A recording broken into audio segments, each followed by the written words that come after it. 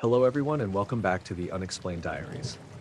Here on this channel I share real-life encounters with beings from beyond the skies to help you unwind and drift off to sleep. Before we dive in, I would love to hear from you. Leave a comment and let me know where you're tuning in from. Now, find a comfortable spot, relax, and let's begin. I was driving back from my sister's place in Quincy, taking the long route through Deer Hollow Valley because the main highway was closed for overnight maintenance.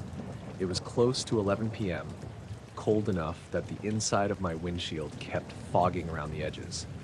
The sky was clear, though, one of those nights where the stars looked sharper than usual, like someone had turned up the contrast. Deer Hollow is basically a dip between two ridges, nothing but pines, narrow turns, and a straight stretch at the bottom where the road levels out. I've driven it dozens of times in daylight, but only a few times at night. It's usually peaceful in a way that feels empty, rather than relaxing. I had the radio off. My phone was plugged in, but not playing anything. Just me, the hum of the engine, and the sound of tires rolling over slightly uneven asphalt. I was on the straight stretch at the bottom of the valley when my headlights caught something overhead. It wasn't a branch or a bird or fog. It wasn't even close to the road surface. It was high, maybe 30-40 feet above me, and it moved across the beam for only half a second. A shape. Smooth. Shadowy. Not solid black, but darker than the sky. It glided across the top of the light like a manta ray would move through water. I instinctively hit the brakes, though not hard enough to skid. My seatbelt tugged against my chest as the car slowed. By the time I was rolling to a stop, the shape was gone. Or rather, it had already passed beyond the reach of the headlights. I leaned forward over the steering wheel, peering up through the windshield. The stars above were still visible, but something about them looked slightly dimmed in a trail across the sky, like a faint smudge or the afterimage of something passing. Not erased, not covered, just dulled. The road behind me was empty. Nothing but darkness stretching between the tree trunks. I couldn't hear anything either. No wind. No animals. Not even the tick of cooling metal from the car. I flicked on the high beams and scanned the trees on either side. Nothing moved. The pines stood completely still, their needles not even trembling. I cracked my window to listen better. The air outside was colder than I expected, with this heavy quality that made breathing feel slightly thicker. No sounds at all, not even distant ones. I waited. Another 5 seconds. 10. Nothing. I was about to roll the window back up when something shifted overhead. Not a sound, not a flash, just a sense like the darkness above me had wait for a moment. I leaned out farther, looking up through the gap between the car door and the roof. The sky looked normal, every star in place. But then, in a line above the ridge to my right, 3 stars dimmed slightly. Not blinked. Dimmed. Faded to half brightness for maybe a second, then returned. A smooth transition, almost like someone had placed tinted glass in front of them and slid it away again. I got this cold flush down my arms that made my fingers tense around the steering wheel. I wasn't imagining it. Something had passed between me and those stars. Something big enough to affect several at once, but subtle enough not to blot them out. The heaviness in the air deepened, pressing faintly into my inner ears. Not painful, just an unmistakable shift, like stepping into an elevator right as it starts to move. Then the pressure eased. Not completely, but enough that I realized how quiet everything still was. I thought about turning the car around, but the road was narrow, and I wasn't thrilled about the idea of reversing down a curving stretch in the dark. So I crept forward, driving slowly now, my hands tight on the wheel. As I continued through the valley, I kept checking the sky. Every few seconds I glance up, expecting another shape to cross the beam or another patch of stars to dim. About a quarter mile later, just before the road curved back uphill, it happened again. This time, it wasn't overhead. It was off to my left, near the slope of the ridge. The stars in that area didn't dim all at once. They faded in a wave. A gentle, rolling darkening like something enormous and silent slid across the sky. Not blocking the stars, but passing between them and me. The wave moved diagonally, slow and steady, then dissipated at the tree line. My car slowed on its own as I let my foot drift off the gas. I didn't see a shape this time, just the effect. A disturbance, almost. A presence without a form. I pulled over onto the gravel shoulder, shut off the engine, and sat there with my hands in my lap, breathing quietly. The moment the engine died, the silence felt deeper, like the absence of sound was more present than the sound itself had been. For a full minute, nothing happened. Then from somewhere far above the valley, a faint light pulsed once. It wasn't bright, more like a soft glow through distant fog, except the sky was crystal clear. A muted, colorless flash that lasted maybe half a second. It didn't illuminate the ground. It didn't cast shadows. It simply existed and then vanished. The air pressure shifted again, this time with a slight pop in my right ear. After that, the crickets returned. Not gradually. They came back in a sudden wave of sound, like someone had unmuted the night. A breeze whispered through the pines, and the world felt normal again in a way that made the previous silence even stranger. I turned the engine back on and drove the rest of the way to the valley without stopping. My hands didn't start shaking until I reached the first set of houses on the outskirts of town.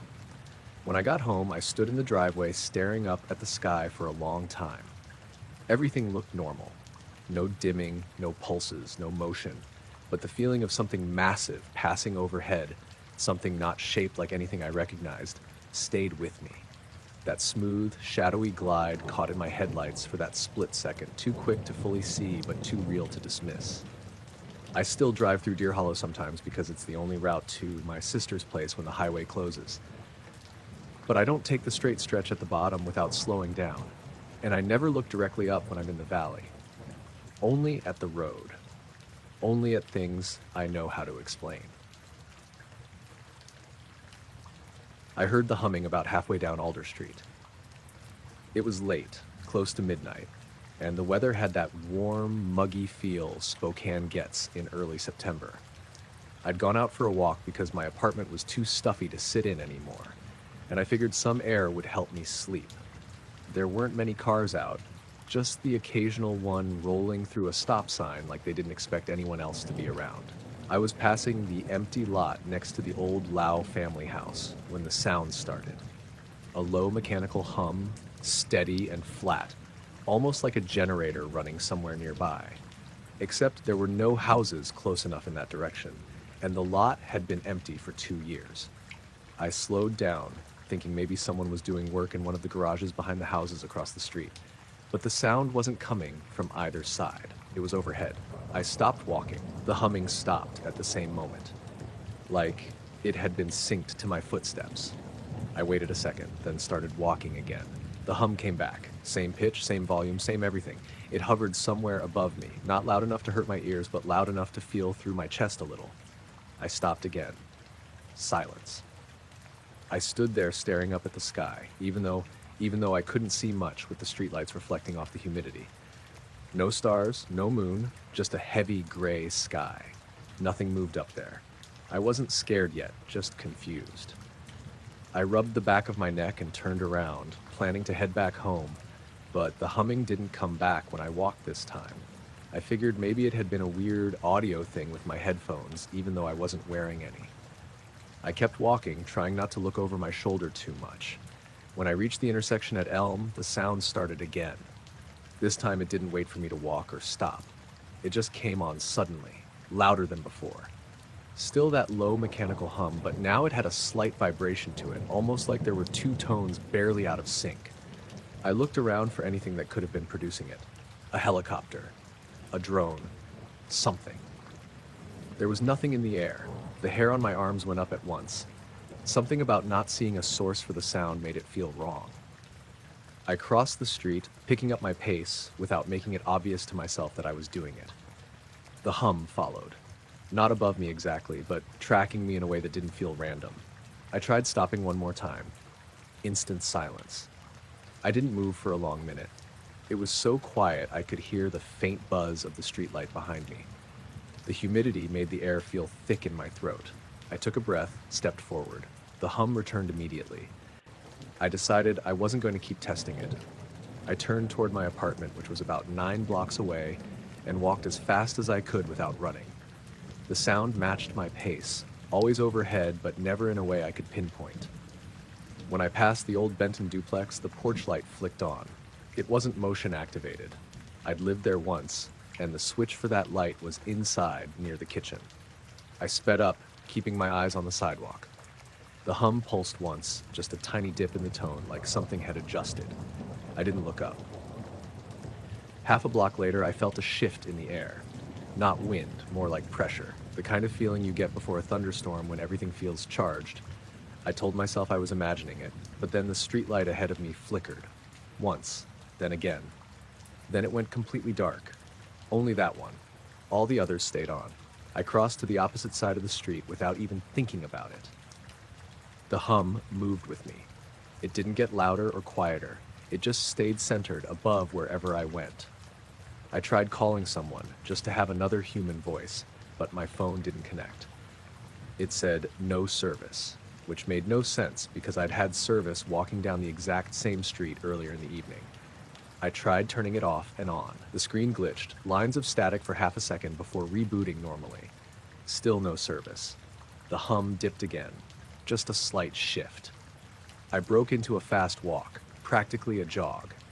By the time I reached the block where the Peterson family lived, a place with 3 dogs that bark at everyone, the entire street was silent. No barking, no wind chimes, no insects, just the hum above me. When I looked toward the Peterson house, all 3 dogs were standing at the fence, completely quiet, staring upward. That's when my stomach dropped. They weren't looking at me. They weren't moving at all, just staring at something I couldn't see. I backed away slowly. The hum pulsed again, and the dogs turned their heads toward me in perfect unison. Not jerky or aggressive, just too synchronized to be normal. I left that block fast. My apartment was 3 blocks away now. I could practically see the building through gaps in the trees. I kept my head down and walked as quickly as I could without running. When I turned onto my street, the hum shifted for the first time. It didn't follow me directly. It drifted a few feet to the left, then corrected itself. Like something trying to match my position but struggling for a moment.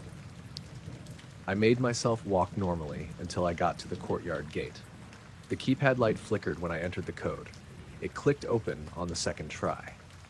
The second I stepped under the overhang of the building, the hum stopped completely. Not faded, not moved away, just cut off. The pressure in the air lifted. Sound came back. Distant traffic, a dog barking somewhere far off, the buzz of the courtyard light. I stayed there for a minute, listening for any sign it was still around. Nothing. When I finally walked up the stairs to my apartment, my phone buzzed suddenly. 5 notifications all at once. Missed calls, old texts, random app updates, like everything came through the moment the hum disappeared. Inside my place, everything looked normal. I locked the door and double-checked the windows. I sat on the couch trying to calm down, but the silence felt uneasy, heavy. About an hour later, I decided to take a shower, mostly to settle myself. When I stepped out of the bathroom, towel around my shoulders, I heard something faint through the window. A low hum. Not loud, not overhead. Somewhere farther away. Maybe a block or 2. I went still and listened. The hum shifted slightly, like it was searching for something. Then it faded into the distance. I didn't leave my apartment again until morning. When I walked the same route the next day, everything looked normal. The streetlight wasn't broken. The dogs barked like usual. My phone worked fine. Nothing explained it. Nothing even came close. But every now and then, when the neighborhood gets quiet late at night, I think I hear that same low mechanical hum somewhere in the distance, like it's moving down another street, following someone else's footsteps. I noticed the weather alert first. It was 2:43 a.m. and my phone screen was glowing on the nightstand like I'd already picked it up and forgotten to put it back. The alert banner said, "Atmospheric disturbance in your area," which I'd never seen before. Not a storm warning, not high winds, just that phrase. I didn't remember waking up. I sat up slowly, trying to figure out why I was awake at all. My room in Laramie was dead quiet, the kind of quiet that felt heavy. No wind against the window, no distant trucks on the highway, nothing. I could see the faint orange streetlight bleeding in around the blinds. When I checked my phone, the first thing I noticed was the step count. 78 steps between 2:17 and 2:41. I stared at that number longer than I probably should have. My apartment was small, a living room, a kitchenette, and a bedroom. 78 steps meant I'd been walking around, not just standing or shifting in bed. walking. But I had no memory of getting up. I walked into the living room to see if anything looked disturbed. The air felt cooler than usual, even with the heater set to kick on overnight. The carpet had that slightly cold, almost damp feeling, though I didn't see any condensation on the windows. I touched the lock on the front door. It was engaged, but halfway between fully vertical and horizontal. Not unlocked, just not how I left it. I'm one of those people who checks the door twice before bed. I knew I'd turned it all the way. The deadbolt was still set, at least. I checked the kitchen, running through the usual worries. Did I leave the stove on? Did I forget to close the window? But everything was fine. My shoes were by the door. My jacket hung on the hook where I always left it. The weird part was that my keys were on the floor. Not far, just next to the entry rug, but I never leave them there. I always drop them in the ceramic bowl on the counter. Seeing them on the ground gave me a strange sinking feeling, like I'd been in a hurry earlier, even though I hadn't left the apartment all day. I went back to the bedroom and sat on the edge of the bed. My phone buzzed again. Another alert. Atmospheric disturbance detected. Remain indoors.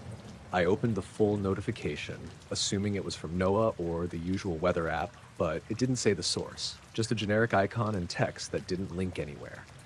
The timestamp flickered for half a second while I was reading it, like the screen glitched. I backed out and checked the step counter again. Now it said 83 steps. That made no sense because I hadn't walked anywhere since checking. I tried refreshing it. The number didn't change. Then the apartment lights flickered. Just once, really quick, but long enough that the shadows in the corners seemed to stretch and pull back. The hum of the refrigerator went quiet for a second before starting up again. The heater clicked off even though it wasn't supposed to. The silence after that felt sharper. I looked toward the window. The blinds moved slightly, like someone had brushed a hand across them from the outside. Just one narrow sway. I stood up but didn't go near it. My phone buzzed again, but when I checked it, there were no new notifications. Nothing at all.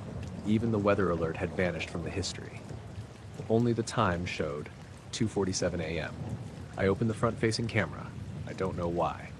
Maybe to see if there was anything behind me. The image looked normal for a second before the exposure dropped sharply, like the room was darker than it really was. The background behind me warped slightly, the edges bending inward, as if the camera was struggling to process depth. Then it froze, just for a moment. The screen locked on an image of me with this distorted background shrinking toward a point behind my shoulder. I closed the app. When I walked back toward the living room, my socks picked up something cold on the carpet. I crouched down and touched it.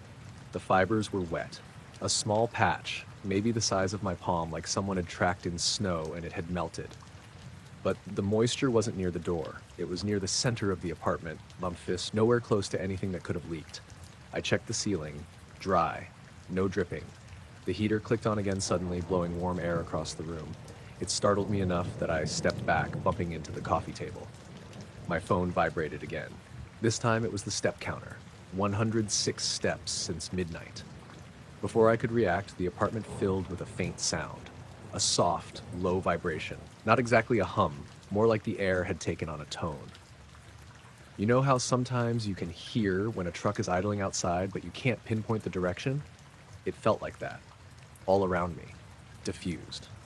I looked at the window again. The blinds were completely still now, but I got a weird feeling that something was close to the exterior wall.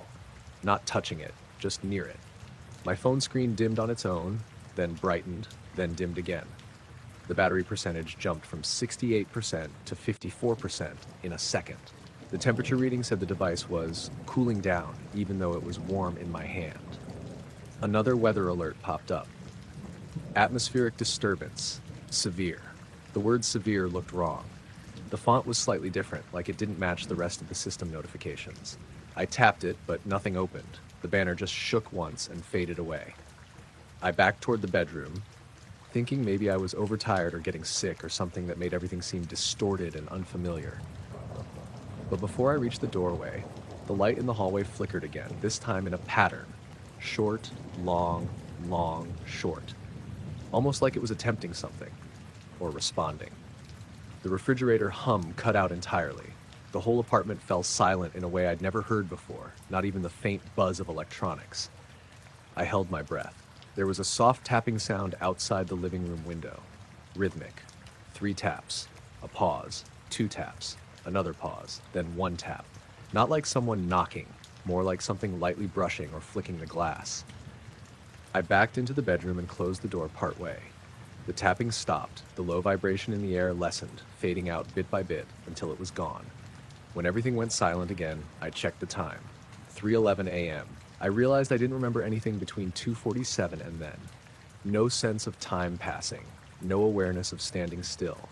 It felt like a jump cut in my memory. My step counter updated again, 143 steps between 2:50 and 3:09. I sat on the edge of the bed and tried to slow my breathing. The apartment felt normal again. Heater running, fridge humming, faint traffic noise outside. Nothing out of place, except the damp spot on the carpet had dried completely. Not even a shadow left behind. I stayed awake until the sky started turning pale around 6. I walked around the apartment checking everything. Locks, windows, vents. Nothing was disturbed. The weather alert history was empty again. My phone battery was back at 62% without being plugged in. The step counter still showed the movement, though. Every time I looked at that graph, a cold feeling settled into my stomach. The steps formed a looping pattern, back and forth, like pacing.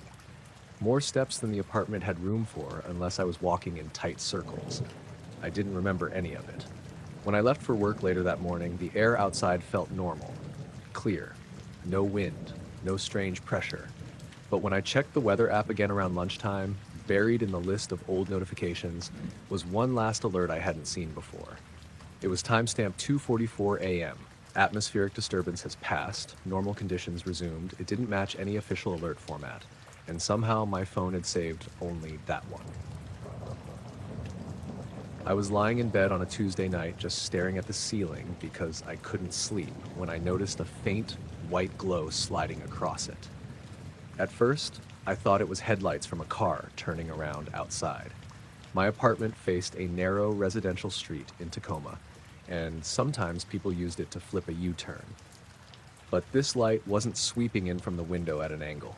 It was already there, like a smudge of pale light drifting slowly from one corner of the ceiling to the other. It moved steadily, not flickering, not bouncing, just gliding. I pushed myself up on my elbows to get a better look. The second I sat up, it disappeared. Not faded, not moved out of sight, just gone. My room felt colder right away. That was the first thing I noticed. The heater had been on earlier because it had been raining all evening and the air felt damp, but suddenly it felt like someone had cracked a window open. The back of my neck prickled. I sat there for a few seconds, waiting for car lights to pass across the wall. Nothing did. The street outside was quiet. I could hear rain tapping lightly against the gutters. I told myself it had to be headlights at a weird angle, maybe refracting off something wet. I lay back down. Maybe 30 seconds later, it came back. Same faint white glow. Not bright enough to light the room. Just bright enough that I could see it clearly against the dark paint. It moved slowly, like someone dragging a flashlight across the ceiling from above the roof. But I lived on the top floor. I held my breath and watched it move. It wasn't perfectly circular, more like an oval, soft around the edges. It slid across the ceiling, paused for just a second near the center, then continued. I didn't move this time. It stopped directly above me. I could feel my heart beating harder, but I kept still. The glow didn't flicker. It just hovered there, centered over the bed. Then it dimmed slightly, almost like it was pulling back. I sat up again, quick this time. Gone. The cold feeling rushed back immediately, stronger than before. The air felt wrong, like the pressure had shifted. I swung my legs off the bed and stood up. The carpet felt colder too. That part stuck with me, like the whole room had dropped a few degrees in seconds. I walked to the window and pulled the curtain aside. The street was empty. No cars idling, no headlights turning corners, just wet pavement reflecting the orange street lamp at the end of the block. I checked the time on my phone, 12:17 a.m. I stayed by the window for a minute, watching for anything that might explain it. Nothing did. When I turned back toward the bed, the glow was there again. Only this time it wasn't on the ceiling. It was on the wall above my dresser about 4 feet off the ground. It moved slowly to the right. I froze. My brain kept trying to make it something normal. A reflection. A drone. Someone outside with a flashlight. But it was too steady. Too controlled. It slid across the wall and stopped near the closet door. The closet door was closed. The glow sat there for a few seconds. Then it moved down. Not fast, just steady. From the wall to the top of the closet door, then down the door itself. I felt this wave of dread, like something was measuring the room. I stepped toward it. The second I did, it blinked out again. The cold air hit me harder this time. I actually saw my breath for a split second, which made no sense because it wasn't that cold in the apartment. I reached over and flipped on the bedroom light. Everything looked normal. My dresser, the closet, my bed, nothing out of place. I stood there listening. That's when I heard it. A low humming sound, not loud, almost below hearing, like when a refrigerator is running in another room. But it wasn't coming from inside the apartment. It felt like it was coming from above the ceiling. I live in a 3-story building, no attic space above my unit, just the roof. The hum wasn't mechanical exactly, didn't have a clear rhythm, it just vibrated. I checked my phone again, 12:17 a.m. Same time. I stared at the screen, confused. I was sure at least 5 or 10 minutes had passed since I first saw the light. I even opened my messages to see if anything had updated. The last text I'd sent was at 11:58. I walked into the living room and checked the stove clock. 12:43 a.m. I went back to my bedroom. My phone still said 12:17. That made my stomach drop in a way I can't really explain. I turned the phone off and back on. When it restarted, it showed 12:44. The humming stopped right then, not faded, just cut off. I stood there in the doorway for a long time. The apartment felt normal again. Not cold, not heavy. I didn't sleep that night. I left all the lights on and sat on the couch watching some random show with the volume low, just to have noise. Around 3 a.m., I heard something outside on the balcony. A soft scraping sound. My balcony overlooked a small patch of grass and a parking lot. No easy way to climb up there unless someone dragged a ladder. The scraping came again. Slow, like something shifting its weight. I forced myself to step toward the sliding glass door and part the blinds just enough to look out. The rain had stopped. Everything was wet and reflecting the dim security light near the parking lot. There was nothing on the balcony, but the security light flickered once, then dimmed, then came back on. I stayed there watching, expecting to see someone run across the lot or a car start up. Nothing moved. When I finally lay down on the couch around 4 a.m., I must have fallen asleep for a little while. I woke up disoriented. Sunlight was coming through the blinds. My neck hurt like I'd slept wrong. I checked the time. 10:32 a.m. I sat up quickly. My bedroom light was off. I was sure I'd left it on. I walked back into the bedroom slowly. The bed was made, not perfectly, but the blanket was pulled up and the pillows were arranged. I hadn't touched it since getting out of it around midnight. For a second, I wondered if I'd done it without thinking. But I don't make my bed. Ever. Especially not in the middle of the night. The room felt normal. Warm, even. I stepped inside and looked at the ceiling. Nothing. I checked my phone's battery usage, trying to piece together the timeline. It showed a gap between 12:18 a.m. and 3:02 a.m., where there was almost no activity at all. No background refresh, no notifications coming through, which didn't make sense because I'd been using it on the couch. I walked out onto the balcony in daylight. There were faint scuff marks near the railing. Not deep scratches. Just light streaks in the moisture, like something smooth had pressed there. Could have been from before. Could have been anything. I leaned over the railing and looked up at the roof. There were no footprints, no damage, nothing unusual. The rest of the day felt off. My apartment felt bigger somehow, quieter, like sound was being absorbed. That night, I didn't turn the lights off at all. I lay in bed again, staring at the ceiling. Nothing happened. No glow, no hum, just the normal city sounds drifting through the window. But around 1 a.m., my bedroom got cold again. Not freezing, just noticeably colder. I held my breath and watched the ceiling. No light this time. Instead, I heard 3 soft taps above me. Not random creaks. 3 evenly spaced taps, like someone knocking lightly from the other side. I didn't move. The taps didn't come again. I stayed awake until morning. Nothing else happened after that. No more lights. No humming. But sometimes late at night, when the apartment is quiet and the street is empty, I still find myself staring at the ceiling, waiting for that faint white glow to slide across it again. It hasn't, at least not while I've been looking. I was stretched out on the hood of my car just outside Los Alamos, trying to kill time after a long day. The sky was clear enough that the Milky Way looked like someone had brushed a pale stripe across the dark. It was one of those dry, crisp nights where every sound carries, even the small ones. I could hear the faint hum of the lab's distant generators, the occasional truck on the highway, and nothing else. I wasn't looking for anything weird. I just didn't feel like going home yet. I'd been staring at the same patch of sky for maybe 5 minutes when something shifted. At first, I thought my eyes were just adjusting because the stars in that area suddenly looked out of focus. Not dimmer, just blurred, like a thumbprint smeared across a lens. I blinked a few times, thinking maybe I'd zoned out, but the distortion stayed.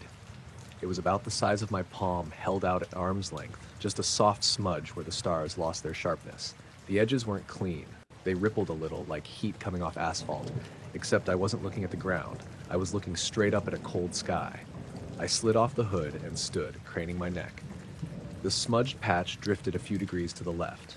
Not fast, just steady, like a slow-moving cloud. Except there were no clouds. The rest of the sky was perfect.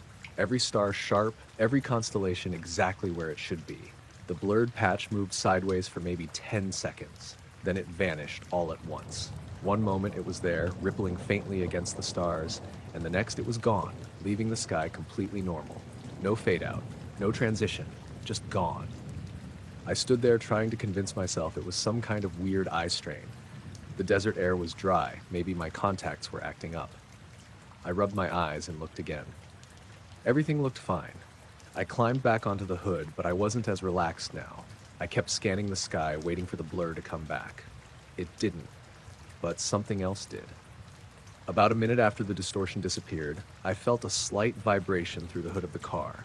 A faint tremor, almost like when a heavy truck drives past, but the road was too far away for that. The metal under me hummed just barely. Not loud, not strong, just enough that I noticed it. Then the radio inside the car clicked on by itself. Volume low, no station, just static. I hadn't touched the keys. I climbed off the hood again, opened the driver door, and shut the radio off manually. The moment I touched the dial, the static popped in my ears like someone unplugged a speaker. It startled me enough that I jerked my hand back. The vibration in the hood stopped at the same time. The desert around me felt suddenly too quiet. Even the faint hum from the distant buildings seemed muted. I looked back up at the sky. 3 stars near Orion flickered in a strange sequence, one, then another, then the third. Not twinkling, but blinking, like someone was dimming them deliberately. I checked to see if maybe a thin cloud had drifted through, but the rest of the stars around them stayed steady and bright. Only those 3 changed. I tried checking a star map app on my phone to reassure myself I wasn't misidentifying something, but the app wouldn't load. Not frozen, just stuck on its loading screen. My signal was fine, but the compass reading kept spinning, like the phone couldn't figure out which way was north. I lowered the phone. The same patch of sky blurred again. Not exactly in the same spot, slightly lower this time, but definitely the same distortion. The stars behind it warped, bending inward as if the space itself was shifting. I stepped backward instinctively until I bumped into the car. The blur pulsed once, almost like it tightened or contracted. Then it drifted diagonally across the sky, faster than before, maybe crossing 20 or 30 degrees of sky in a few seconds. I actually felt the air pressure change when it passed overhead, just a faint tightening in my ears, like when an elevator starts moving. Then, again, it disappeared instantly. No gradual clearing, no fading, just nothing. I kept staring at the place where it had vanished, waiting for something else to happen. My breathing felt loud in my chest. I realized my hands were shaking a little, even though the night wasn't that cold. I turned in a slow circle to see if anything in the landscape looked unusual. The juniper bushes, the low rocks, the small dips in the dirt, everything looked exactly as it had when I arrived. But then I noticed something strange near my tires. The ground around my car looked patterned. Not footprints, not tire tracks, more like the surface had been pressed with something wide and flat, leaving shallow indentations almost like overlapping arcs. 3 or 4 of them, barely visible unless I angled my phone's flashlight just right. They weren't there before. I would have noticed. I crouched down to touch one of the indentations. The dirt was cold. Not normal desert night cold, but refrigerator cold. The temperature difference made me pull my hand back. I hovered my palm over the spot again, and I could feel the chill radiating outward. I stood up quickly and checked the sky one more time. Everything looked normal again. The distorted patch didn't return. The 3 flickering stars stayed steady. The pressure in the air eased back to normal, and even the faint hum of the distant facilities came back like nothing had happened. I got in my car and turned the key. The engine started right away, but the dashboard clock reset to 12 a.m., blinking like I'd disconnected the battery. I hadn't touched anything under the hood. When I pulled out onto the dirt road, my headlights flickered once, just once, and then stayed solid. I chalked it up to nerves, but it didn't feel like a coincidence. As I drove, I kept checking the sky in the rearview mirror. Every time I blinked, I expected to see that blur drift back into view. It never did. But the weirdest part came when I got home and checked the time. The drive from that spot to my apartment takes about 15 minutes. My dashboard clock was blinking 12, but my phone said 1:27 a.m. I'd only been out there for about an hour. I checked my call logs, my email timestamps, anything I could think of to confirm the time. They all matched the phone. Nothing was missing. I didn't feel like any time had skipped. I didn't feel dizzy or sick. The only thing off was the car.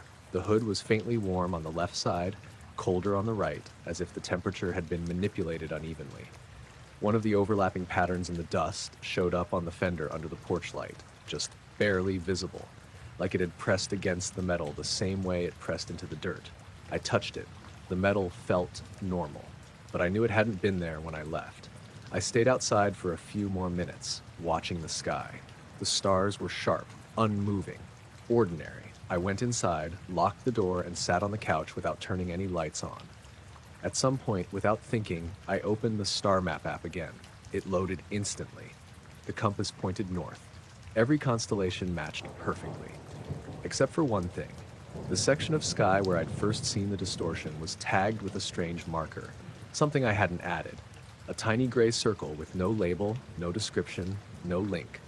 When I tapped it, the app froze for a moment. Then the marker disappeared. I was camping alone near Kettle River, a few miles outside Curlew on a stretch of forested land my friend Jordan swore was perfect for a quiet weekend. It was late September and already cold enough that the air stung a little when I inhaled. I'd built a small fire, eaten a canned stew that tasted like metal, and crawled into my tent around 10. I wasn't asleep when the light appeared. I was lying on my back, listening to the distant rush of the river and the occasional crack of branches settling in the cold. I remember thinking the night felt unusually still. No wind, no owls. Even the insects were weirdly quiet. Then a soft light appeared behind the trees to the east of my tent. Not bright. Not the kind that floods everything at once. More like a warm, steady glow that slowly grew stronger until it cast long shadows across the forest floor. My tent lit up on one side like somebody was holding a lantern just outside, but it wasn't flickering. It was too uniform for that. I sat up fast, thinking maybe another camper had shown up late or someone was walking through the woods. When I unzipped the tent flap and stepped out, the light was still there. It didn't move, didn't sway. It just hovered somewhere behind a cluster of tall pines, far enough away that I couldn't see a source, but close enough that the brightness felt unnatural. Every tree cast a shadow stretching toward me. Thin, stretched-out shapes that looked wrong at that angle. The light stayed completely steady. 5, maybe 6 seconds. Then it blinked out instantly. Not faded, vanished like someone flipped a switch. The darkness afterward felt twice as heavy. My eyes struggled to adjust. For a moment, I could only see the faint orange glow of my fire near the rock ring. I didn't hear any footsteps. No engine. No voices. Just nothing. I waited a long minute before moving, half expecting the light to come back. When it didn't, I walked to the edge of the firelight and stared into the trees. Everything looked normal. Tall trunks, thick undergrowth, patches of moonlight where the canopy broke apart. I told myself it had to be a hunter or a stray ATV or something. But no ATV light looked like that. Too soft, too warm, too controlled. And the shadows it cast had been too sharp and too long for anything that low to the ground. My hands were shaking a little, and the cold wasn't helping. I added another log to the fire and sat back down, telling myself I'd imagined the steadiness, that human eyes played tricks in the dark. About half an hour passed with nothing unusual. The fire crackled normally. The night stayed silent. Then something changed. The air felt different. Not colder, but denser, like the atmosphere shifted slightly. I felt it in my sinuses, that same pressure drop I get before a heavy storm. I heard a pop from the cooling metal of my camp stove. I turned toward the trees again. No light this time, but the shadows cast by the moon seemed off. Usually they're diffuse, kind of blurry around the edges. But these were sharp, almost outlined, like the moonlight had gotten brighter without actually brightening. I got up and clicked on my flashlight. The beam looked normal, which somehow made the strange shadows worse. They didn't behave like they were responding to my light at all. I backed up slowly. The river sounded farther away now, like the sound was muffled. The whole forest felt muted, like it wasn't really listening. A branch snapped. Not loud, not dramatic, just a single, crisp snap coming from the same direction the strange light had been. My flashlight beam trembled in my hand. I aimed it toward the trees, but the undergrowth swallowed the light instantly. It didn't reach as far as it should have. I stepped closer, pulling the beam along the trunks, trying to spot any movement. Nothing. I thought about calling Jordan, but I didn't want to look down at my phone and lose track of whatever might be in the trees. I didn't want anything to get closer without me hearing it. I turned toward the fire. That's when I noticed the smoke was rising in a straight column, perfectly vertical. No wind at all, not even the faint drift that usually comes off a campfire. The hairs on my arms stood up. I walked back to the fire and crouched beside it. The smoke continued straight up into the night sky, until it reached maybe 6 or 7 feet above me. Then it bent to the right, like it had hit something invisible. I actually stepped back from it. The smoke kept pressing along that angle, as if guided by a current I felt nowhere else. My phone buzzed in my pocket. The sudden vibration made me jump. I fumbled it out and saw a notification flash on the lock screen before disappearing. Couldn't read it. Too fast. The screen brightness flickered once, dimmed, brightened, dimmed again. I tried unlocking it, but the screen froze for a second with faint horizontal lines across it like interference. When it finally responded, the battery had dropped from 78% to 41%. I wasn't using it. It had been on standby. I turned it off out of reflex and pocketed it again. Behind me, another branch snapped, then another. Not in the same place this time. These were quieter, like twigs under light footsteps. I didn't hear breathing or movement, just tiny snaps spaced a few seconds apart. I pointed my flashlight back at the tree line. Something reflected the beam. Not eyes, too far apart, too dull. More like the beam bounced off two smooth surfaces for an instant before vanishing. I lowered the flashlight and raised it again, trying to catch the reflection a second time. Nothing. My mouth felt dry. I decided I'd sleep in my truck instead of the tent. The idea of zipping myself into a thin piece of fabric suddenly seemed impossible. I kept the flashlight up while I backed toward the campsite. My truck was parked just 20 feet away down a small slope. I grabbed my keys off the camp table, but the metal felt colder than it should have, like it had been sitting in a freezer instead of the night air. When I clicked the unlock button, the truck's lights flickered on, but only halfway. The headlights glowed a dull, weak yellow before snapping back to full brightness. I opened the driver door and tossed my sleeping bag inside. Then the soft light appeared again, behind the same trees, same glow, same steady brightness. It cast those long, stretched shadows again, reaching across the forest floor like fingers. I stood completely still. The light didn't move. It didn't brighten or dim. It just hovered there, illuminating the same trunks, the same patch of undergrowth, the same unnatural sharpness in the shadows. 1, 2, 3, 4 seconds, 5. Then it blinked out instantly. Again. The darkness after felt worse than before. My flashlight looked weak compared to whatever that glow had been. I climbed into the truck and shut the door. The cab didn't feel warm or safe, but at least the locks made a solid click. I turned the key halfway to start the engine, but the radio lit up first on its own, set to static. Just a low hiss with an occasional bump of sound like someone brushing the microphone. I turned it off, but the static stayed faintly audible for another second before fading. I started the engine. The headlights flickered once more, then held steady. I backed up, keeping my eyes on the tree line, half expecting the light to appear again.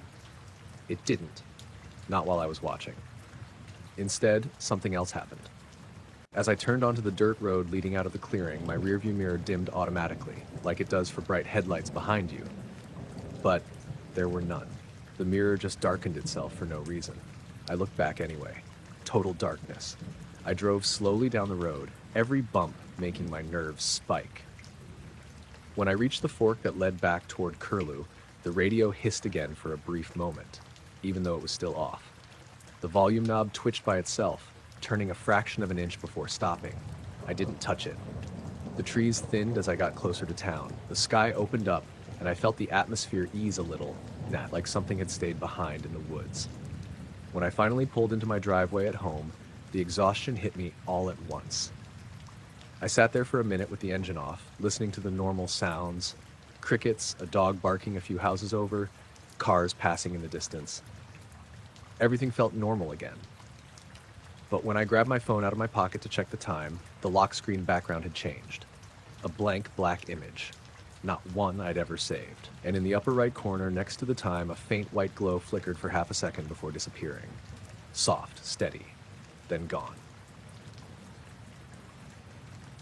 I was fishing off a narrow dock on Lake Monona, the kind near the bike path where the shore lights don't reach the water.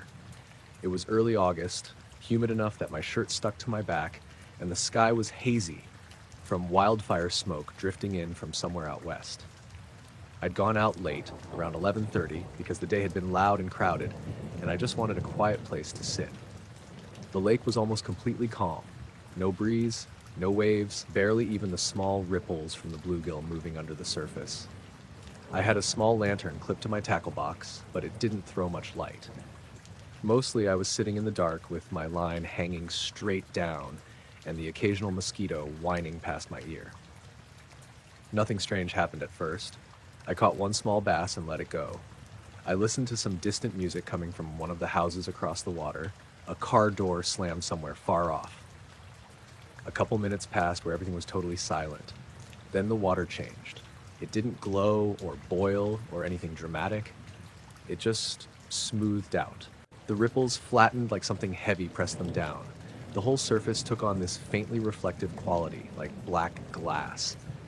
I could see the blurred shape of the trees behind me, the lantern's glow, even the angle of the dock posts, almost like I was standing over a mirror instead of a lake.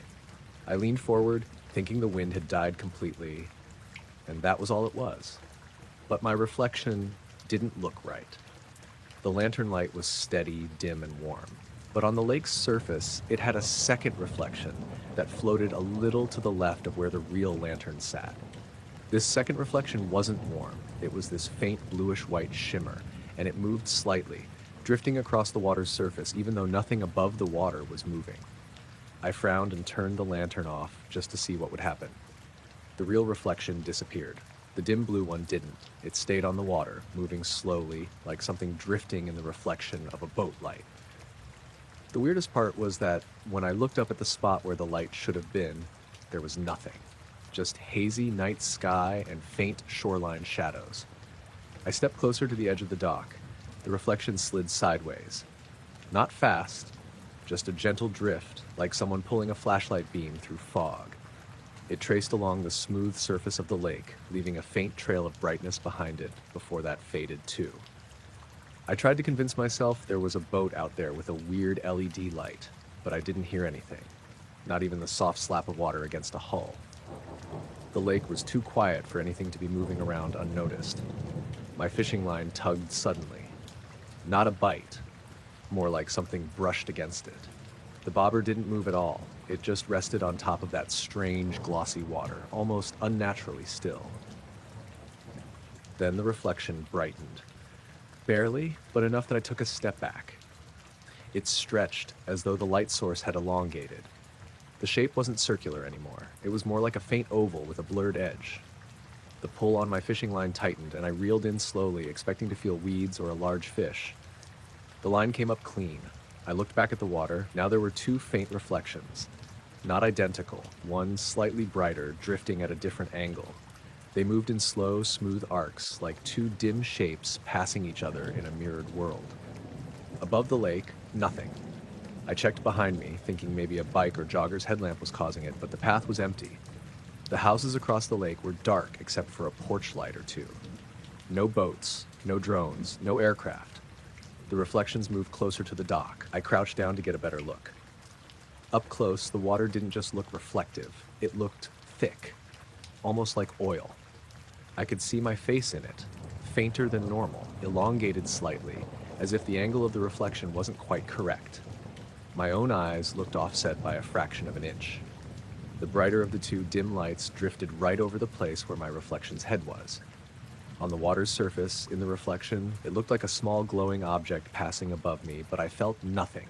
No warmth, no breeze, no sound. Above the lake there was still only darkness. The second reflection drifted farther out, then stopped completely. So did the first. Both glowed faintly in place. The cold feeling hit me then, not a temperature drop exactly, but the sensation that the air wasn't moving around me, like the lake was holding its breath. My phone buzzed in my pocket. I jumped, nearly slipping on the dock, and pulled it out. The screen was on, even though I hadn't touched it. The time read 2:44 a.m. I knew that wasn't right. I'd only been there maybe 20 minutes, and it was barely past midnight when I started. I hit the home button. The screen flickered, then went black. The phone rebooted itself. When the screen lit back up, the reflections vanished. Not faded, gone instantly, like someone snapped their fingers. The water rippled again, as if released from whatever held it still. The reflective quality disappeared. My fishing bobber bounced on the surface. Everything went back to normal so abruptly I almost doubted I'd seen anything at all. Then my phone finished booting. The time said 1:07 a.m. Normal. Battery at 72%. No notifications. Just the sudden, unsettling sense that something had reset itself. I turned the lantern back on. The beam looked weak at first, then steadied.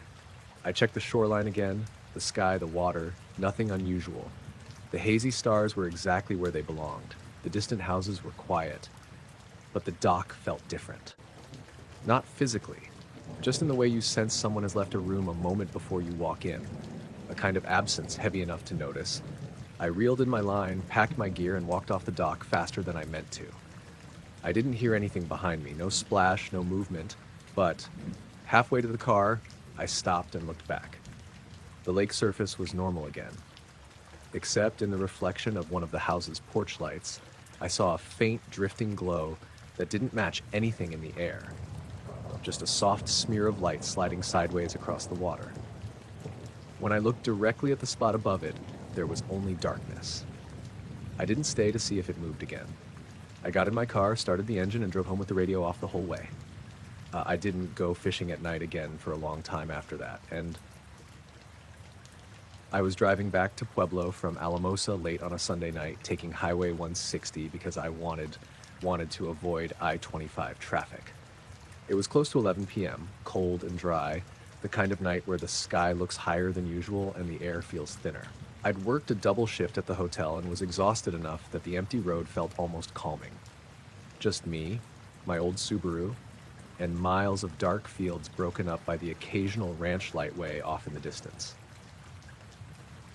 I first saw the orb near the turnoff for Fort Garland. It wasn't dramatic, just a pale circle of light floating over the field to my right, steady and soft like a dim lantern suspended about 20 feet above the ground.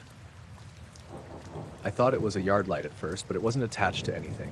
No pole, no building under it, just hovering in the open space.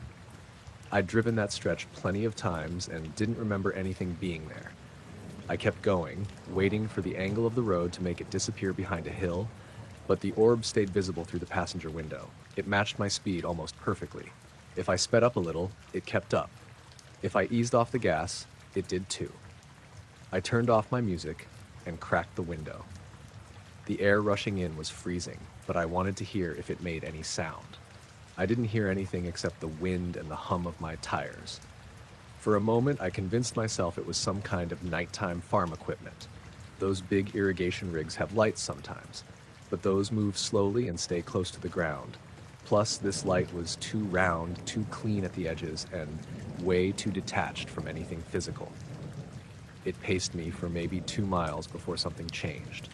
I switched on my high beams. The orb didn't brighten or dim in response. It just stayed exactly the same. Same color, same glow, same position, like my headlights weren't affecting the environment around it at all.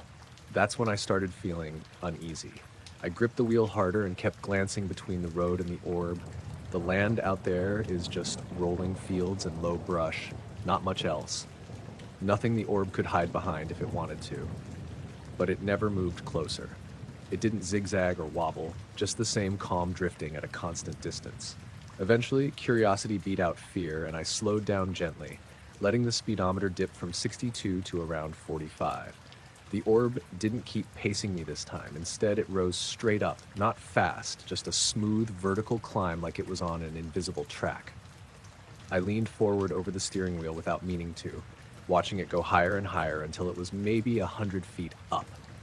Then it vanished. No blink, no fade, no shrinking into the distance, just gone.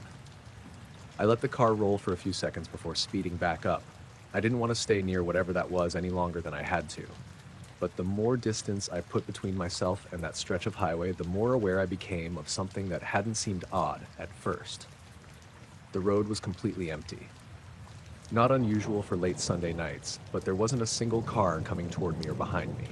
No trucks, no RVs, just dark road and the faint glow of stars through the windshield. I kept checking the rearview mirror. Nothing. About 10 minutes later, I passed a reflective road sign, and for a split second, the reflection looked wrong. Instead of the usual sharp white shine, it stretched upward, like the light from my headlights was being pulled vertically. It snapped back to normal before I'd fully registered what I'd seen. I told myself my eyes were tired, that I'd been driving too long. Another couple miles passed. I started seeing faint flickers on the horizon. Not lightning, just soft pulses of light near ground level. They didn't illuminate anything around them, so it was hard to tell how far away they were. They might have been a ranch's security system or some kind of distant equipment, but they faded too quickly and appeared too randomly. My phone buzzed in the cup holder, lighting up the interior for a second. No service. Which made no sense, because I usually had at least a bar or two on that highway. Even if it wasn't enough to browse anything, texts would usually come through. I tried refreshing it. Nothing changed. Then the radio cut on. Static first, faint and crackly, before settling into a low hum that didn't match any station. The display said 87.7, which I hadn't tuned to. I reached out to turn it off, but the second my fingers touched the dial, the static jumped in volume, like someone had pushed the volume button instead. I jerked my hand back. The static died completely. Silence again. The car's heater made a soft clicking noise as it switched modes. I hadn't touched the controls. The orb didn't reappear, but I kept glancing at the fields to my right anyway, half expecting it to drift back into view. Every time my headlights swept across the brush, the shadows looked a little too crisp, like the contrast was turned up unnaturally. When I passed the big bend approaching Walsenburg, the air pressure in the car shifted, ears popping, a soft tightening in my head. I checked the vents again, but nothing had changed. It wasn't the heater. It felt external, like the entire environment outside dropped or rose in pressure. I slowed down, trying to figure out if I'd driven into some kind of weather front. That's when my headlights dimmed. Not burned out, just dimmed evenly, as if the power was being lowered. The road ahead went gray, the reflective stripes less bright. I tapped the high beam switch and got nothing. The dashboard lights flickered once but didn't go out. I was gripping the wheel so hard my hands hurt. Everything went back to normal all at once. Headlights bright again, dashboard steady, pressure gone. I took a long breath and felt my pulse finally start to steady. The rest of the drive into Pueblo was quiet, almost too quiet. The moment I crossed into the city, my phone buzzed again, service restored, notifications popping in all at once. 3 texts from my sister, 2 from my coworker, all time-stamped during the period my phone said it had no service. I got home, Parked and sat in the car with the engine off for a moment.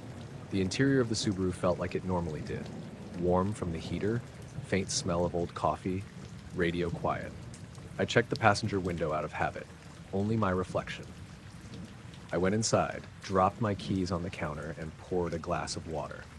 When I set the glass down, I noticed something on the back of my hand in the overhead light. A faint residue. Pale and dusty, like dried pollen, except it didn't smear. It brushed off in tiny flakes. I didn't remember touching anything outside the car. I checked my jacket sleeve, the same faint residue near the cuff. I looked in my bathroom mirror under brighter lighting and noticed a tiny vertical streak down the left lens of my glasses, like something had touched them. I wiped it once with a microfiber cloth. It didn't come off. I wiped again, harder. Only then did the streak disappear. I set my glasses down on the sink and leaned on the counter with my palms, trying to slow my breathing. My phone buzzed on the counter behind me. New system message available. I picked it up. The notification disappeared before I could tap it. The phone screen returned to normal. Battery at 68%. Signal strong. I went to bed after that, but I slept with the curtains open and the bedside lamp on low. I didn't see the orb again. But a few days later, when I drove the same stretch of Highway 160 during daylight, I noticed something odd right around the area where it had paced my car. The fields on the right side looked normal except for one thing. A circle of grass, maybe 30 feet across, was bent slightly inward, like it had been pressed by a gentle weight that lifted before leaving a full impression. Not enough to notice unless you were looking for it. I slowed the car and looked at it as long as I could before the curve of the road forced me forward. The circle was perfectly round, too round for wind, too round for cattle, and right about the same distance from the road where the orb had floated alongside me, keeping pace without ever getting closer. I was outside on my porch in Helena when the power went out. It was late September, already cold enough that my breath fogged a little, and the wind smelled like wet leaves after an afternoon drizzle. My neighbor, Marcus, had warned me earlier that the transformer on our block had been making a weird buzzing sound, so when the lights in my house snapped off all at once, I figured that was the explanation. The blackout wasn't just my building. The entire street went dark. Every porch light, every window, even the stoplight at the end of the block. The silence afterward felt strange. No refrigerator hum, no HVC units, no traffic. Even the usual dogs in the distance had gone quiet. I stepped off the porch and walked into the yard, mostly out of boredom. My phone screen lit up automatically when I checked it, but the battery symbol flickered like it couldn't decide what level it was at. The screen brightness dipped once, then stabilized. No signal, no Wi-Fi, nothing. I stood there, staring down the empty street, hands in my jacket pockets. The sky was completely overcast. Thick, low clouds that reflected the town's normal light pollution. Except now, there was no light for them to reflect. Everything was darker than I'd ever seen it in the city. The only illumination came from faint orange glows in distant windows where people had candles or flashlights. Then the clouds above me shifted color. It started subtle, a pale tint, almost like moonlight behind them, but cooler. Bluer. I thought maybe lightning was building inside the cloud bank, but there was no thunder and no flicker, just a spreading, steady glow that seemed to come from above the clouds rather than inside them. I tilted my head back fully. The entire cloud layer overhead glowed faintly blue, like someone had laid a giant LED panel across the sky. It wasn't bright enough to light the ground, but it gave everything a weird, washed-out look. The edges of houses, trees, fences, they all looked flat, like shadows couldn't decide where to fall. The glow brightened for a moment. Not glaring, just enough that the silhouette of the ridge west of town stood out against it. The line of pine trees looked sharper than they should have through thick clouds. I called out automatically, "Marcus?" thinking he might be outside too. No answer. His house was still dark. I tried taking a picture with my phone. When I opened the camera app, the screen hung on a black preview for a few seconds before showing a pale smear where the sky should have been. The blue glow didn't register at all, like the camera just refused to pick it up. As I stood there, I realized something strange. The wind had stopped. Completely. The clouds weren't moving. Not even a tiny shift. The leaves in the trees were still, even though I'd heard them rustling minutes earlier. Then a soft humming sound drifted in from somewhere above the clouds. It wasn't mechanical exactly, more like a sustained vibration, low and smooth, almost like standing next to a huge tuning fork. The sound wasn't directional. I couldn't tell where it was coming from.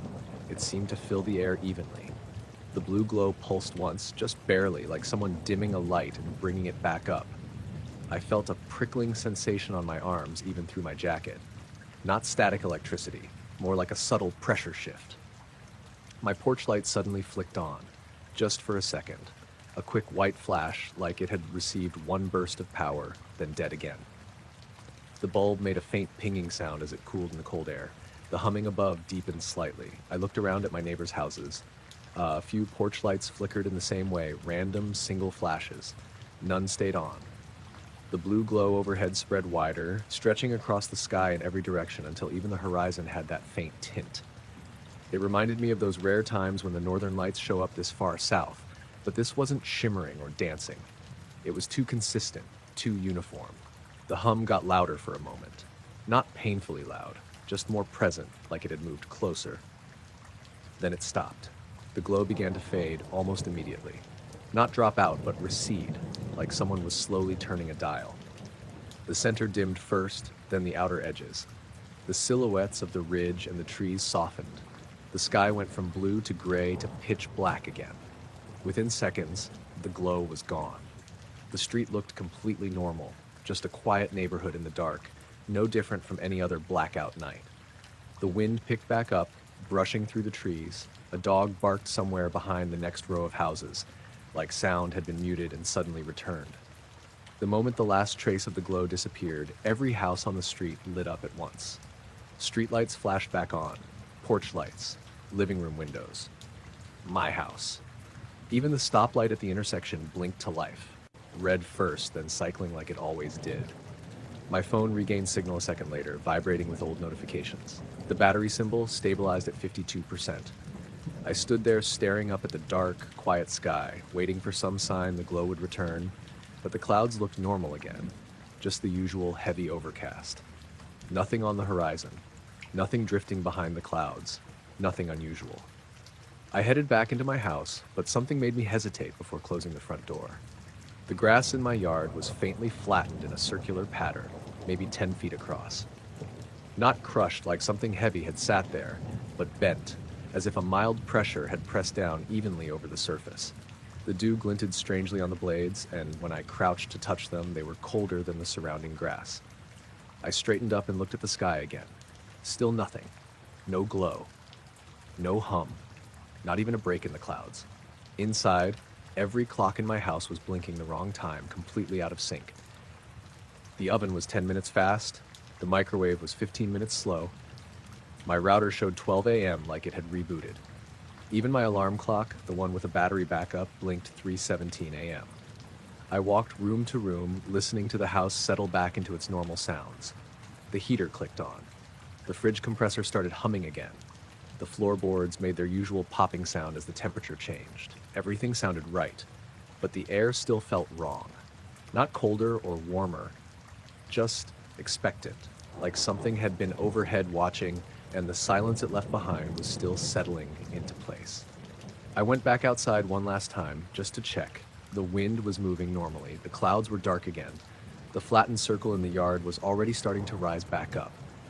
And the sky, completely quiet, completely empty, looked exactly like it had before the power went out. Except, I couldn't shake the feeling that whatever caused that blue glow hadn't moved on, just stopped showing itself. I woke up because my bedroom felt too quiet. Normally, I could hear the fridge humming in the kitchen or the water heater kicking on in the basement, but the house in Madison felt dead still, like the silence had weight to it. I rolled over to check the time on my phone, 4:58 a.m. I frowned. I knew I'd set an alarm for 7, but it wasn't going off. I unlocked the screen just to make sure I hadn't messed something up, and the moment the home screen loaded, the time shifted to 3:12 a.m. I stared at it, confused. I locked it and unlocked it again. Now it said 5:41 a.m. I sat up fast. The air in the room felt colder than when I went to bed, and I got the immediate sense something was off, like I'd walked into the wrong version of my house. I grabbed my phone, walked into the hallway, and checked the clock by the bathroom door. It was an old battery one I'd bought at a yard sale, usually slow by a minute or two, but reliable enough. 22:27.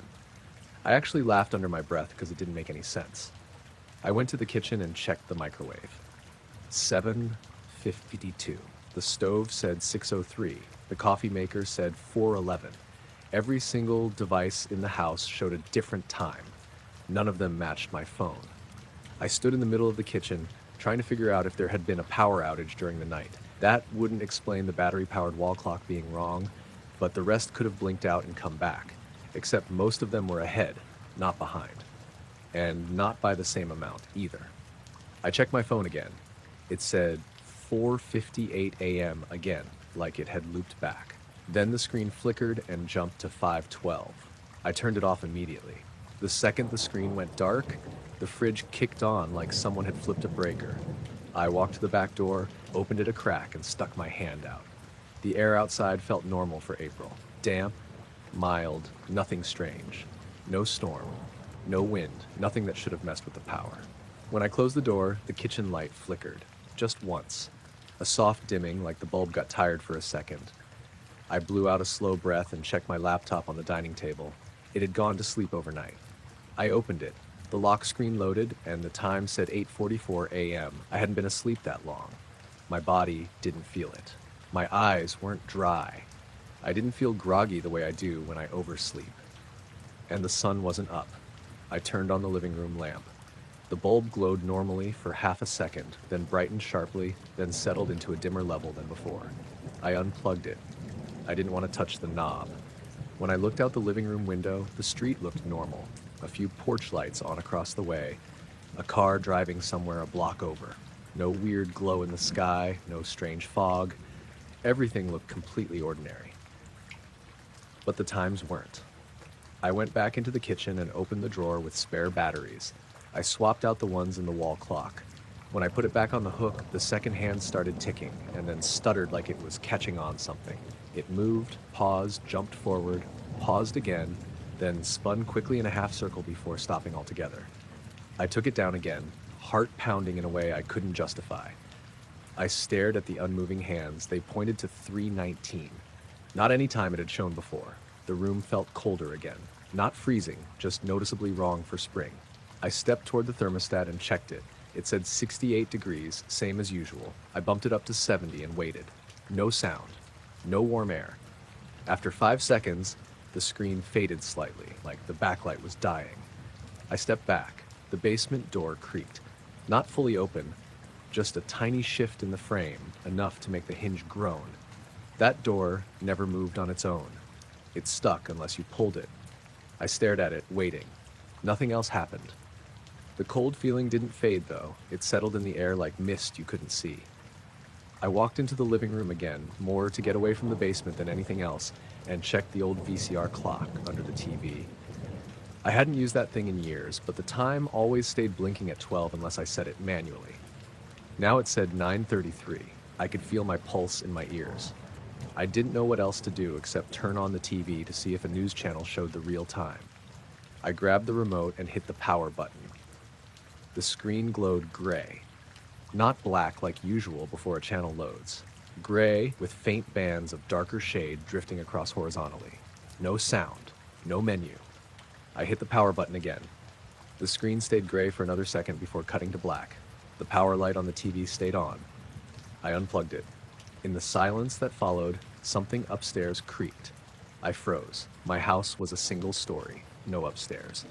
The attic was low and cramped, used only for insulation and storage, and the only access point was sealed with screws. The creak came again, slow. A shift in weight, like a board bending under something. I backed toward the hallway, feeling my hands start to shake. The microwave beeped. I spun around, startled hard enough that I almost slipped on the rug. The microwave door was slightly ajar. I hadn't touched it. The display now said 12:06. Different again. I shut the door gently and stepped away. My phone, lying on the counter, vibrated even though I'd turned it off. The screen lit up, not fully, just a glow without icons. When the home screen finally appeared, the clock showed 2:58, then 4:22, then 7:07, then 5:01. The seconds didn't change, only the minutes. I held the power button till it shut off again. The fridge's compressor suddenly stopped. The kitchen went quiet. Then the living room lamp unplugged, flickered once. Just a faint glow inside the bulb like a dying ember. That was when I grabbed my jacket and shoes and stood near the front door, willing myself to leave. I didn't want to stay in the house anymore. But the moment I touched the deadbolt, something made me freeze. The digital clock on the stove beeped again. The numbers were scrolling this time. Not cycling like they do when the power comes back, but scrolling upward quickly, as if time was being fast-forwarded. 6:10, 6:11, 6:12, 6:13. I stepped back from it. The scrolling slowed, then stopped on 6:14. The microwave changed to 8:02. The coffee maker blinked 3:55. My phone buzzed even though it was powered down. The attic creaked again. I don't know what pushed me to walk back toward the hallway, but I did.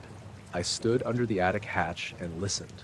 No movement, no sound, just the faint static in my ears from fear more than anything. Then the thermostat let out a faint click. I looked at it. The temperature readout now said 243. Not degrees, just 243 with no unit symbol. Then it blinked to 11:19. Then 5:02. I reached for it, but stopped myself before touching anything. Something in the walls hummed, a soft electrical vibration that I felt more than heard. It pulsed once, twice, 3 times.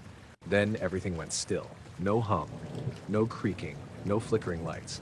The kitchen display on the stove froze at 6:14. The microwave held at 8:02. The VCR still glowed 9:33. The wall clock remained unmoving in my hands, stuck at 3:19. I don't know how long I stood there before the heater finally kicked on like nothing had happened. Warm air started flowing through the vents. The fridge hummed back to life. A car drove by outside, normal as ever. I checked my phone again, letting it boot up fully this time. 7:06 a.m., the correct time. All my notifications showed normal timestamps. The signal was strong. The battery was stable. Nothing glitched. I walked through the house again. Every device was still wrong, each one showing a different time, but none of them were changing anymore. I opened the blinds to let in some of the early morning light, and the moment the sunlight hit the kitchen floor, the cold feeling lifted, like someone had cracked open a window on a stuffy day. I didn't try to fix any of the clocks. I didn't reset anything. I just left them the way they were. Every device frozen at a different minute of a morning I had no memory of living. My friend Jonah was the one who noticed the light first. He called me a little after 10 p.m. on a Thursday, sounding weirdly calm for what he was saying. "Hey man," he said, "are you home right now?" "Yeah," I said. "Why?" "You might want to look outside. There's a light hovering above your neighborhood." I thought he was joking. Jonah liked messing with people, and he knew I lived in a quiet part of Greenville, the kind of area where the wildest thing you see is a loose dog or a teenager speeding in a hand-me-down Ford. But something in his voice sounded off. Not scared, just cautious. "What kind of light?" I asked. There was a pause long enough that I thought the call dropped. "It's just hanging there," he finally said. "Not moving. I can see it from my porch." Jonah lived 3 streets south of me. Whatever he was seeing had to be big, or at least bright. I walked to my front window and peeked through the blinds. All I saw were the same things as always. The oak tree across the street, Mrs. Dean's porch lamp, the faint yellow glow from the street light on the corner. Nothing unusual. "I don't see anything," I told him. "Go outside," he said. "Just step out and look up. It might be right over your block." He sounded genuinely uneasy. That alone pushed me to grab my hoodie and step out onto the porch. The night was warm enough that I didn't need the hoodie, but habit made me pull it on anyway. The street was quiet, just the hum of a distant AC unit and a cicada in one of the yards. The air smelled like someone had cut their lawn earlier. I stepped out onto the grass and looked up. The light was there. A pale white sphere, maybe the size of a basketball from where I stood, hovering directly above my house. It was too steady to be a drone, no wobbling, no blinking pattern. It wasn't overly bright either, just enough to glow softly through the thin layer of humidity. I couldn't see any structure around it. No lines, no body, nothing casting it. It just floated. Jonah, I said into the phone, yeah. Okay, I see it now. Is it right over you? Feels like it. I couldn't judge the height. It might have been 100 feet up, maybe more. The sky was too hazy to tell, but it wasn't casting much light downward. My yard wasn't lit up. My roof wasn't glowing. It seemed self-contained, like the light was meant only to be seen from below. As I watched, I got a weird sensation in my ears, like pressure shifting. Not painful, just noticeable. The cicada stopped buzzing. The AC hum down the street cut out. Every background sound dropped away at once, leaving the neighborhood unnervingly still. Dude, Jonah said softly, it just dimmed on my end. Did it dim for you? I squinted. The light did look slightly fainter, like someone had turned the brightness down a notch. Then it brightened again. Not a lot, but enough that I stepped back instinctively. What the hell? I whispered. As soon as I said that, my porch light flickered. Once. Quick. Then the street light on the corner flickered too. Are your lights doing that? Jonah asked. Yeah. I felt something then. Not vibration, but presence. Like the air around me had weight. The hairs on my arms stood up under my hoodie. I kept staring at the orb, waiting for it to move sideways or upward or anything. It didn't. It hung there perfectly still, as if observing or adjusting. I realized then that none of the trees were moving. No breeze, no rustle. The leaves looked frozen in place. I think it's right over my roof, I whispered. It's not moving at all. Go back inside, Jonah said immediately. Seriously. But I didn't. I stepped farther into the yard for a clearer view. The orb flickered again. Not like a dying light, more like a pulse. A quick contraction of brightness followed by a longer glow. Then it shifted color for a split second, turning the faintest blue before returning to white. The pressure in my ears deepened. My phone connection crackled. Hello? Jonah said. Man, are you still? The call dropped. I lowered the phone and looked at it. No service. Full bars one moment, nothing the next. The orb dimmed again. This time it didn't brighten afterward. It stayed faint, shrinking slightly around the edges like the glow was collapsing inward. Then it started to descend. Just a few feet. Slowly. Not enough to be dramatic, but enough that I stumbled backward toward the porch steps. The pressure in my ears eased up for a moment, then returned stronger. My porch light flickered again, this time staying dim for a second before stabilizing. Okay, I muttered. Heart pounding. Okay. I reached the door, hand on the knob, but I couldn't bring myself to go inside. Curiosity pinned me in place. I kept watching. The orb stopped descending. It hovered again at its new height, maybe 20 or 30 feet lower than before. It didn't move sideways. It didn't rotate. It didn't behave like anything that should exist in the air without support. Then it flickered sharply, like a camera shutter. Once, twice. Each flicker came with a tiny delay, like it was syncing with something I couldn't hear. My phone screen lit up even though I wasn't touching it. It displayed the time, 10:48 p.m. Then the numbers glitched, shifting to 3:12 p.m., then 12 a.m., then back to 10:48. The screen froze, then went black. I didn't have time to react. The orb suddenly dimmed faster, shrinking to a pinpoint of light the size of a star. Then it faded completely. Not shot upward, not drifted away, just faded, like someone erased it from the sky. Sound returned instantly, the cicada buzzing, the AC hum, a car in the distance, like someone had turned the neighborhood back on. The pressure in my ears vanished. The breeze returned, rustling the leaves softly. My porch lights steadied. Everything snapped back into place. Jonah called again. You still outside? He asked, breathless. Yeah, it's gone. Gone how? It just faded. He didn't say anything for a few seconds. Then, it looked like it blinked out from here. 1 second it was there, the next it just wasn't. I walked back into the yard, standing roughly where I'd been when the orb hovered above me. The sky looked normal now, just haze and the faint orange glow of the city. But something was off. The grass beneath my feet was flattened in a circular pattern, maybe 8 or 9 feet wide. Not crushed, just gently pressed, like something had hovered low enough for the air pressure to push it down. In the center, the blades were bent inward. I've got something in my yard, I told him. A pattern. Looks fresh. You think it landed? I didn't see anything land. I crouched down and touched the grass. It was cold, colder than the rest of the yard. Not wet, not frost, just unnaturally chilled. I'm coming over, Jonah said. No, I said immediately. "Stay home, there's nothing to see now." But he came anyway. By the time he pulled up, the circle in the yard was already rising back up, the grass slowly straightening like nothing had touched it. He saw the tail end of it, but not the shape it had been. We stood in the yard for a long minute, both of us staring at the empty sky. "Do you hear that?" Jonah asked quietly. "Hear what?" He shook his head. "Nothing. That's the weird part." Because the cicada had stopped again, and the wind was still. The neighborhood went quiet a second time, but only for a moment. Then sound returned again, just as quickly. We didn't talk after that. Jonah went home. I went inside and locked the door without really thinking about it. Later that night, when I checked my phone again, the time was normal and the service was back. But one thing stood out that hadn't been there before.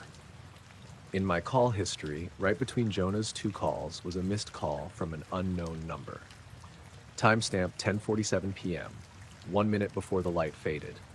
The number had no digits, just a blank space. I heard the footsteps around 12:40 a.m. It had been one of those long, restless nights where nothing felt comfortable, so I was lying awake in my bed in my little house outside Mapleton, listening to the baseboard heater click and the occasional car on the county road. The night was cold, mid-January, with snow piled against the fence, but the wind had totally died, and the house felt still in a way it rarely did. The first sound was faint. Just a soft thump directly above me. I figured it was snow sliding or maybe a branch dropping. But then another thump followed, a little farther toward the center of the roof. Then another, spaced like someone taking slow, heavy steps. 3 in total. I sat up immediately. My house was small enough that any noise on the roof carried through the beams, but these didn't sound like settling wood or shifting snow. They were deliberate, measured, something moving.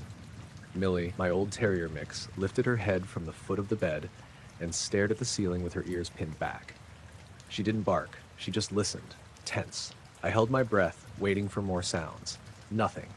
Just silence, thick enough to feel in my chest. I slipped out of bed and walked softly to the window. The snow outside reflected the faint porch light, giving everything a dull glow, but nothing looked disturbed. The trees along the property line were still. No wind. No snow falling from branches. I pressed my forehead to the cold glass and waited. Nothing moved on the roof. No one could be up there. The snow had been too powdery all week. Anyone walking on it would leave a clear trail. I almost convinced myself it had been an animal, maybe a raccoon, when something else caught my attention. The sky looked uneven. Off to the northwest, above the tree line, the darkness had a faint, bright spot. Not bright like a street light or someone's yard lamp. More like the night sky had been rubbed with a lighter shade. A subtle, hazy patch, maybe the size of an outstretched palm at arm's length. I stepped back from the window and blinked a few times, thinking it was my eyes adjusting. But the brighter patch stayed. It wasn't moving either, just hanging there, dull but noticeable against the winter clouds. I glanced at my clock, 12:47 now, and went to the back door. I didn't want to go outside, but staying in the house made me feel trapped. I grabbed my boots and jacket and cracked the door open. Cold air rushed in, sharp and clean. Millie stood next to me, whining softly. I stepped onto the porch and shut the door behind me, tugging my jacket tight. The night was quiet in a way I'd never heard before. No engine sounds from far-off farms, no barking dogs. Even the usual hum of the power lines seemed muted. I looked up toward the bright patch. It didn't glow like a star behind the clouds. It was too diffused, almost like someone had shone a flashlight onto the underside of the sky. The brightness didn't pulse or shift, just stayed where it was, a fixed smudge against the dark. Then I heard another noise. Not on the roof this time, from above, but lower than the sky. A soft scraping sound like something dragging lightly against aluminum. It came from the direction of the bright spot, but didn't echo the way sound usually did in the cold. It felt close, too close. I turned slowly, scanning the top of the house, but the roof was invisible from where I stood. All I saw was the snow-covered yard and the trees at the edge of the property. The scraping sound stopped. My porch light flickered. Not out, just a quick dip in brightness. I froze. When the light steadied again, the bright patch in the sky dimmed slightly. Not enough to disappear, just enough that the contrast shifted. I tried to convince myself there was some logical explanation. Maybe the clouds were thinner in that spot. Maybe light from a distant town was bouncing strangely. But nothing made sense with the footsteps I'd heard. I stepped into the yard, boots crunching through the crusted snow. The air felt heavier the farther I got from the house. Millie scratched at the door behind me, whining louder now. I looked back up at the bright spot. It seemed lower. Not a lot, maybe a handful of feet in perspective, but enough that my stomach dropped. I stood perfectly still, watching. The brightness didn't flicker or pulse. It just continued to hang there. A single, motionless patch of lighter sky. Something shifted behind the trees at the edge of my property. Not a shape, just a suggestion of movement. A slight distortion, as if the air wavered. I held my breath, waiting for an animal to emerge, but nothing came out. The distortion faded as quickly as I'd noticed it. I backed toward the house. My phone buzzed in my pocket. I jumped, nearly slipping on the snow. I pulled it out with numb fingers and looked at the screen. No service. It shouldn't have said that. I always had at least 2 bars at home, even during storms. The porch light dimmed again. This time it stayed dim a full second before brightening back to normal. As the brightness returned, the faint light in the sky flickered, twice quick, and then faded. Not gradually, instantly. One moment it was there, a ghostly patch behind the clouds. The next it was gone, leaving only uniform darkness. The quiet around me intensified, then cracked as the wind picked up sharply, rattling the branches overhead. Millie barked once from inside, desperate for me to come back. I ran to the door, slipped inside, and locked it behind me. For the next few minutes, the house groaned softly as the wind hit, like normal winter nights. Millie followed me room to room as I checked the windows, but nothing looked unusual anymore. The sky was fully dark now, the clouds blending seamlessly. When I finally calmed down enough to sit on the couch, I replayed the footsteps in my head. They'd sounded too heavy for an animal, too spaced to be settling snow, too deliberate. I considered going outside again to look for tracks on the roof, but the idea made my skin crawl. I waited until morning instead, when the sun was up and everything felt safer. In daylight, I dragged a ladder from the shed and climbed up carefully. The roof was smooth, no footprints, no disturbed snow, no signs anything had been up there at all. But near the center of the roof, right where the second thump had sounded, the snow was different. Not melted exactly, but compressed, a shallow depression, almost perfectly oval, maybe a foot long, no other marks around it. I scraped it gently with my glove. The layer underneath wasn't icy or hardened. It felt like normal snow, just pressed evenly by something that hadn't left a tread or a shape. When I stepped down from the ladder, I looked out at the northwest sky. Normal clouds, normal winter haze. Nothing strange, but the memory of that brighter patch, the way it hung there, the scraping sound that followed, nagged at me in a way I couldn't shake. That night, Millie refused to sleep at the foot of the bed. She curled up against my side instead, facing the window. And even though I told myself I was being paranoid, I kept the blinds closed and the porch light on until morning. I was walking my dog, Millie, around 9:30 p.m. in my neighborhood in Franklin. It was one of those warm Tennessee nights where the humidity sticks to your clothes and the air smells like grass and asphalt cooling from the day. It had rained earlier, so everything still had that damp shine under the streetlights. Millie was sniffing every mailbox like usual, and I was half zoned out, scrolling through old texts. The insects were loud, crickets, tree frogs, whatever else lives in the drains around here.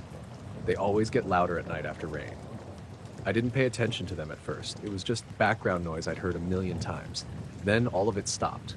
Not faded. Stopped. Every chirp, croak, whine, buzz, gone in an instant, like someone muted the whole neighborhood. Even Millie froze mid-sniff, lifting her head quick like she'd heard something I hadn't. The leash tightened in my hand because she didn't move forward. At first, I thought maybe a car door slammed somewhere, or someone nearby made a loud noise that startled the insects all at once. But I hadn't heard anything. The silence felt thick, heavy, wrong. I turned in a slow circle, trying to see if anything obvious had changed. All the houses looked normal. Porch lights, garages, sprinklers running down the block, a TV flickering in one living room. Nothing out of place. That's when I noticed the red glow. It wasn't bright, more like the faint red you see on the back of an airplane, except it didn't blink. It drifted slowly between the rooftops across the street, about 1 story above them, almost like it was following the property lines. Not flying high overhead, not zooming, just drifting sideways as if it were floating through the air on a lazy path. I blinked hard, thinking maybe it was someone's drone. Plenty of people in the neighborhood have them. But drones vibrate and buzz. Even the quiet ones make noise, and they don't usually drift that slowly or that steadily unless someone's purposefully creeping them along. This red glow didn't have the shape of a drone light either. It wasn't a single point. It was a little blurry around the edges, almost like a glowing ember held behind frosted glass. Millie let out a low whine and sat down abruptly, tail tucked. She's usually fearless. She's barked at raccoons twice her size, but now she wouldn't move. I tugged the leash gently, but she wouldn't budge. "Come on," I whispered. "It's okay." But I didn't really believe that. The red glow continued drifting over the rooftops, gliding toward the end of the block. I squinted at it, trying to make sense of it. It didn't illuminate the shingles or reflect off windows. It just existed, like the light didn't interact with anything around it. As it passed between 2 houses, the glow stretched slightly, almost like it warped for a second. A vertical shimmer rippled through it, then it returned to its normal shape and kept moving. The urge to step backward hit me hard, and I actually did. One small step. The air felt wrong. Not colder or warmer, just unusually still, like every molecule had paused with the insects. I reached for my phone to record it, but the screen didn't respond at first. It lit up, then froze on the lock screen. The time displayed fine, battery normal, but the touch screen lagged like it was underwater. By the time I got to the camera app, the glow had slowed and hovered near the edge of the block, right above the Petersons' house. For a second, it stopped drifting entirely. It just hung there, unmoving, faint but solid. I couldn't look away. Then I realized something even stranger. The glow wasn't casting light onto the air around it. I could see the space behind it clearly. No halo, no brightness leaking outward. The red was contained, sharp-edged despite being blurry, like a self-contained bubble of color. Right when I took a cautious step forward, the glow pulsed. A single, dim pulse. Then it faded. Not dropped, not zipped away. It simply thinned out until it was a tiny point, then nothing, like it dissolved into the night air. As soon as it vanished, the insects started up again. All at once. The noise came back so suddenly that I flinched. Millie jolted to her feet, tail still low, but ready to move again. The cicadas buzzed, the crickets chirped, and the tree frogs croaked like they were trying to make up for the lost time. I stood there breathing shallowly, trying to make sense of what I saw. A car drove past at the far end of the street, its headlights sweeping the pavement. Nothing unusual happened. The driver didn't slow down or look confused.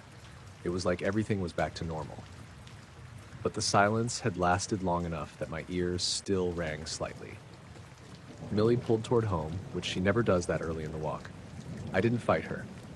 We hurried back down the sidewalk, and the closer we got to my house, the more normal everything felt.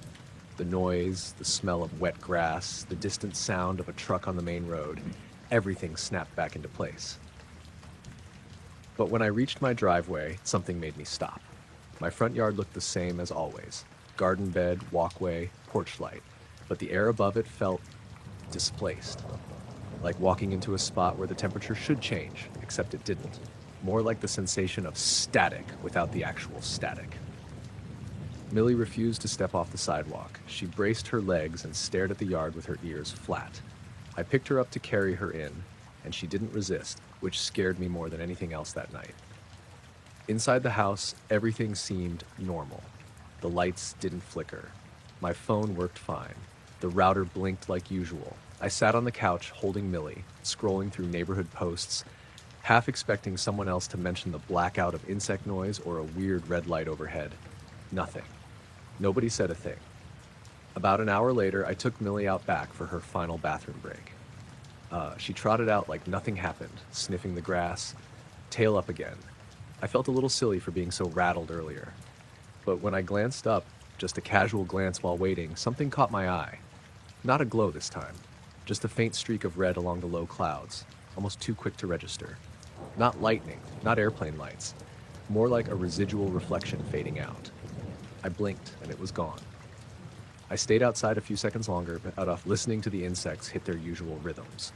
The noise comforted me in a way it never had before. Eventually, I went inside, locked the door, and checked the time one more time on my phone. It briefly flashed 3:09 a.m., then corrected itself to 10:54 p.m. Millie followed me to bed and curled up closer than usual, right against my ribs. I didn't sleep much. Not because I was scared something would come back, but because I kept replaying the moment the insects went silent. How absolute it was. How it felt like everything living in the neighborhood was holding its breath all at the same time. Right before the red light drifted between the rooftops.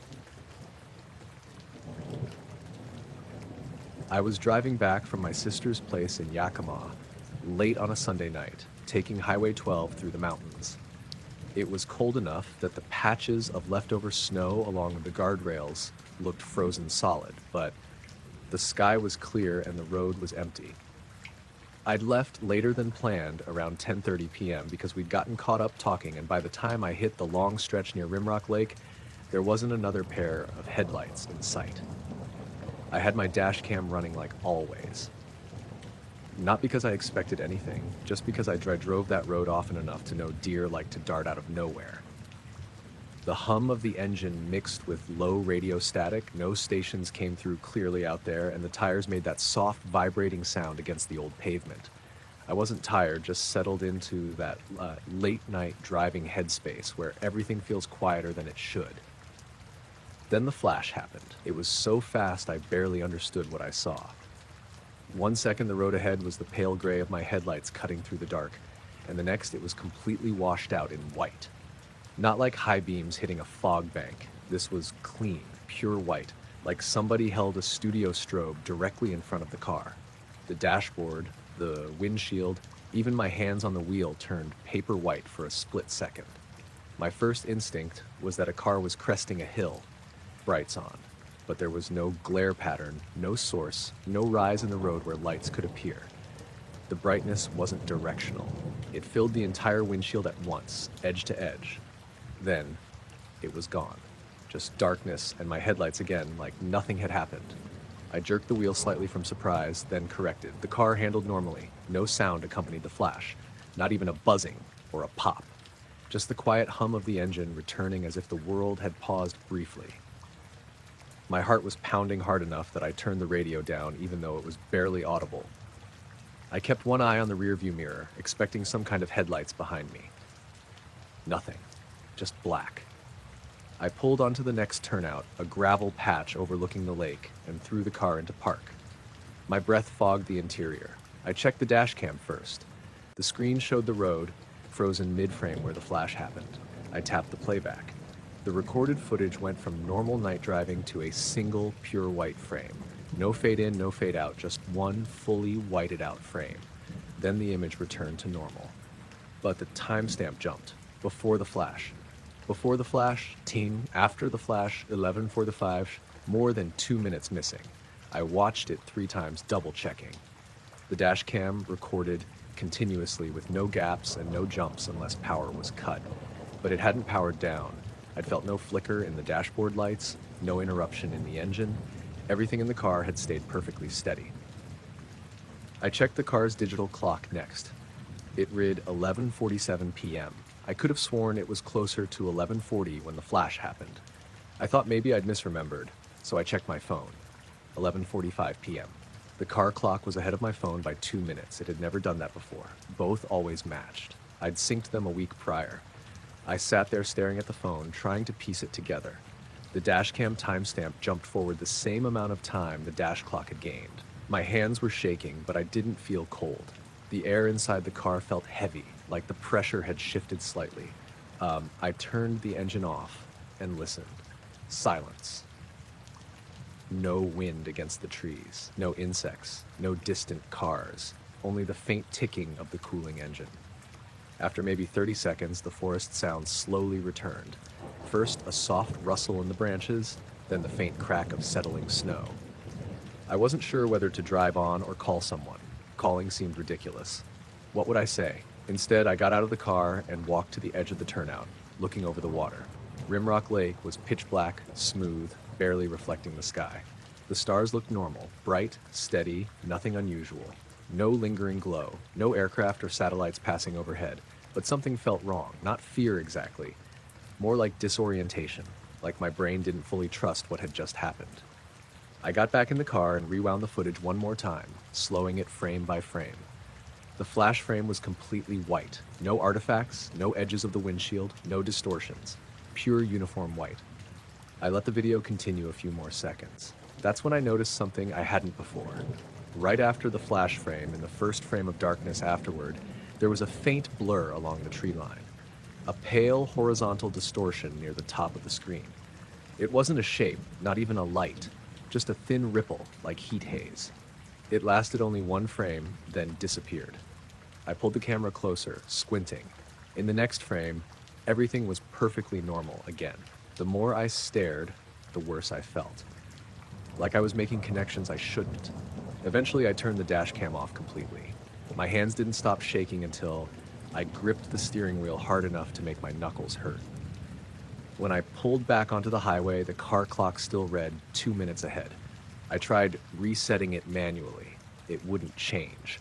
The minute number blinked and returned to 11:52. My phone clock kept ticking normally, perfectly in sync with the network time. I drove slower than usual, every mile feeling stretched.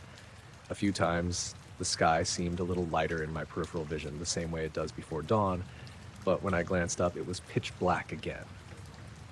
Nothing moving, nothing shining, just the same endless mountain road. About 20 minutes later, somewhere near the Oak Creek turnoff, the car clock corrected itself. It didn't rewind, it didn't jump. It just flickered once and synced perfectly with my phone. I stared at the display so long I drifted slightly over the center line. By the time I reached town, the dash cam had powered itself back on without me touching it. I didn't notice until I pulled into my driveway. The screen was glowing faintly, cycling through its usual standby mode. I watched the time. It matched the car clock. When I reviewed the saved clips, the footage was intact up to the flash, and then skipped straight to the point after it. The dash cam had kept the timestamp jump, but didn't show the missing minutes. The white frame was still there, but everything in between was gone. In the morning, I checked again, hoping maybe sleep would make it look different or less strange. It didn't. The flash was still perfect white. The timestamp still jumped, and the single frame after it still had that faint ripple in the tree line that I couldn't explain no matter how long I stared at it. When I stepped outside to clear my head, the driveway felt normal. The sky was bright. The mountains looked ordinary. But every time I thought about the moment the road went white, my stomach tightened. The dash cam never glitched again. Neither did the car clock. But I stopped taking Highway 12 at night after that. Even if I couldn't explain what had happened, the memory of how silent the forest became during those missing minutes stayed sharp enough that I didn't want to give that stretch of road another chance. I saw the silhouette on a foggy evening in late October, the kind of damp North Carolina night where the air feels thick enough to drink. I'd just finished eating at my friend Evan's place and decided to walk the long way home through the trail behind our neighborhood. It wasn't a smart idea. Visibility was awful, and the fog was rolling in heavier by the minute, but the woods were usually peaceful at that hour. The trail wasn't totally dark. Streetlights from the nearby road cast these vague, hazy glows through the trees, and the fog made everything look soft-edged. Even the branches above me looked blurred, like they were underwater. I walked slowly, hands in my jacket pockets, listening to the way sound seemed to travel strangely, close but muffled. I was almost at the halfway point, near the small clearing where the trail forks, when I noticed the silence. Not total silence. My footsteps still crunched on the damp leaves, but the insects were quieter than usual. No crickets, no night birds, just the occasional drip of condensation falling from the pines. I turned off my phone's flashlight just to see how dark it really was. The fog swallowed everything past 20 feet. I stood still for a moment, letting my eyes adjust. That's when I saw it, a dark shape above the tree line. Not a person, not an animal, not anything with recognizable features. Just a smooth, solid silhouette hanging in the air beyond the clearing. The fog made it hard to judge distance, but it looked large. big enough that it blocked out a chunk of the dim sky behind it. I blinked hard, expecting it to shift or break apart into clouds. It didn't. It stayed perfectly still. At first I thought it had to be some weird trick of the fog, maybe a cluster of tree branches blending together. But branches sway, and this thing didn't move at all. And it wasn't jagged, it was too clean, almost shaped, like someone had cut an oval into the sky and filled it with darkness. I took one careful step forward. The silhouette didn't react, but the air changed. Not colder, exactly, just denser, like the fog around me thickened in response. My ears felt slightly pressurized, the way they do when you enter a tunnel. I kept staring, trying to understand what I was looking at. It didn't glow. It didn't make sound. It didn't even cast a shadow on the fog. It was just suspended there, a smooth patch of solid darkness. Then, without warning, the silhouette shifted. Not moved, but changed shape subtly, like its edges were softening. For a moment, it looked almost like it was turning in place, though I couldn't see any features or angles, just gliding darkness. My phone buzzed in my pocket, loud in the quiet. I jerked, instinctively stepping back. When I pulled the phone out, the screen simply said, "No signal." I usually got perfect service on this trail. I held the phone up, waving it slightly, and that's when the silhouette seemed to respond. Its edges tightened again, sharpening into the same oval shape as before, like it had been startled into stillness. I wasn't sure whether to run or try to get a better look. Before I could choose, the fog began to shift. Not from wind, there wasn't any, but the fog around the silhouette began thinning, almost clearing in a circular pattern, like something was pushing it aside from inside that dark shape. My heartbeat picked up hard enough that I could feel it in my throat. The silhouette stayed solid while the fog peeled back around it. It was like revealing a cutout that shouldn't exist, a hole in the world. The area around it brightened slightly as the thinning fog let more streetlight glow through, making the dark shape even more distinct. Then, everything reversed. The fog rolled back in, fast. Thick tendrils of it closed around the silhouette, swallowing it whole. For a brief second, I could still see the edges, as if it lingered beneath the surface of the mist. And then it was gone. Just gone. The fog drifted normally again. No hole, no distortion, no shadow hanging in the air. The sky above the trees looked the same as always, blank gray with no stars visible.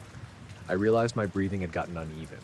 My hands were trembling so badly, I almost dropped my phone. I switched the flashlight back on just to feel like I had control of something, and the beam of light cut through the fog in a narrow tunnel. I forced myself to walk toward the clearing. My steps were loud, too loud, on the wet leaves. When I reached the spot where the silhouette had hovered, I stopped. The fog there was no thicker or thinner than anywhere else. No residual warmth, no cold spot, no noise, but something felt off in the clearing. It wasn't visual or physical, just a sense, like the air had been rearranged and hadn't settled back properly. I stood there for maybe 10 seconds before the forest noises returned. First a cricket, then a second, farther off. Something rustled in the underbrush, probably a rabbit. Gradually, the woods returned to normal, like someone had flipped the sound back on. I tried my phone again. 5 bars. Full signal. The timestamp still read 9:47 p.m., the same time it had been before the silhouette vanished. I had no idea how long I'd been staring at the thing, but apparently not enough for the clock to change, which somehow made the whole experience feel even stranger. I started walking again, fast, but not running. Every time I heard a stick crack or leaves shift, I snapped my head toward the sound, expecting to see the silhouette again. I didn't. When I finally stepped off the trail and into the neighborhood lights, the tension in my body finally uncoiled. I felt shaky, almost dizzy, and I had to take a moment just to breathe. But the weirdest part came when I got home. My jacket smelled faintly like electricity. Not burnt, just that sharp metallic scent the air gets right before a storm. Except the sky had been completely still the whole night. I hung the jacket up and sat on the couch, replaying the moment the fog peeled back around the silhouette, the way it seemed to have edges, smooth ones, the way it responded when my phone buzzed. Around midnight, out of habit, I checked the weather radar. Clear skies, no fog on the map at all. But I had walked through it. Thick, heavy, impossible to see through fog. I didn't sleep much that night. Every time I let my mind drift, I saw that dark shape suspended above the trees, silent, smooth, and absolutely in place, like it had been there long before I noticed it, and maybe long after it disappeared. I woke up with a metallic taste in my mouth so strong it felt like I'd been chewing on an aluminum foil.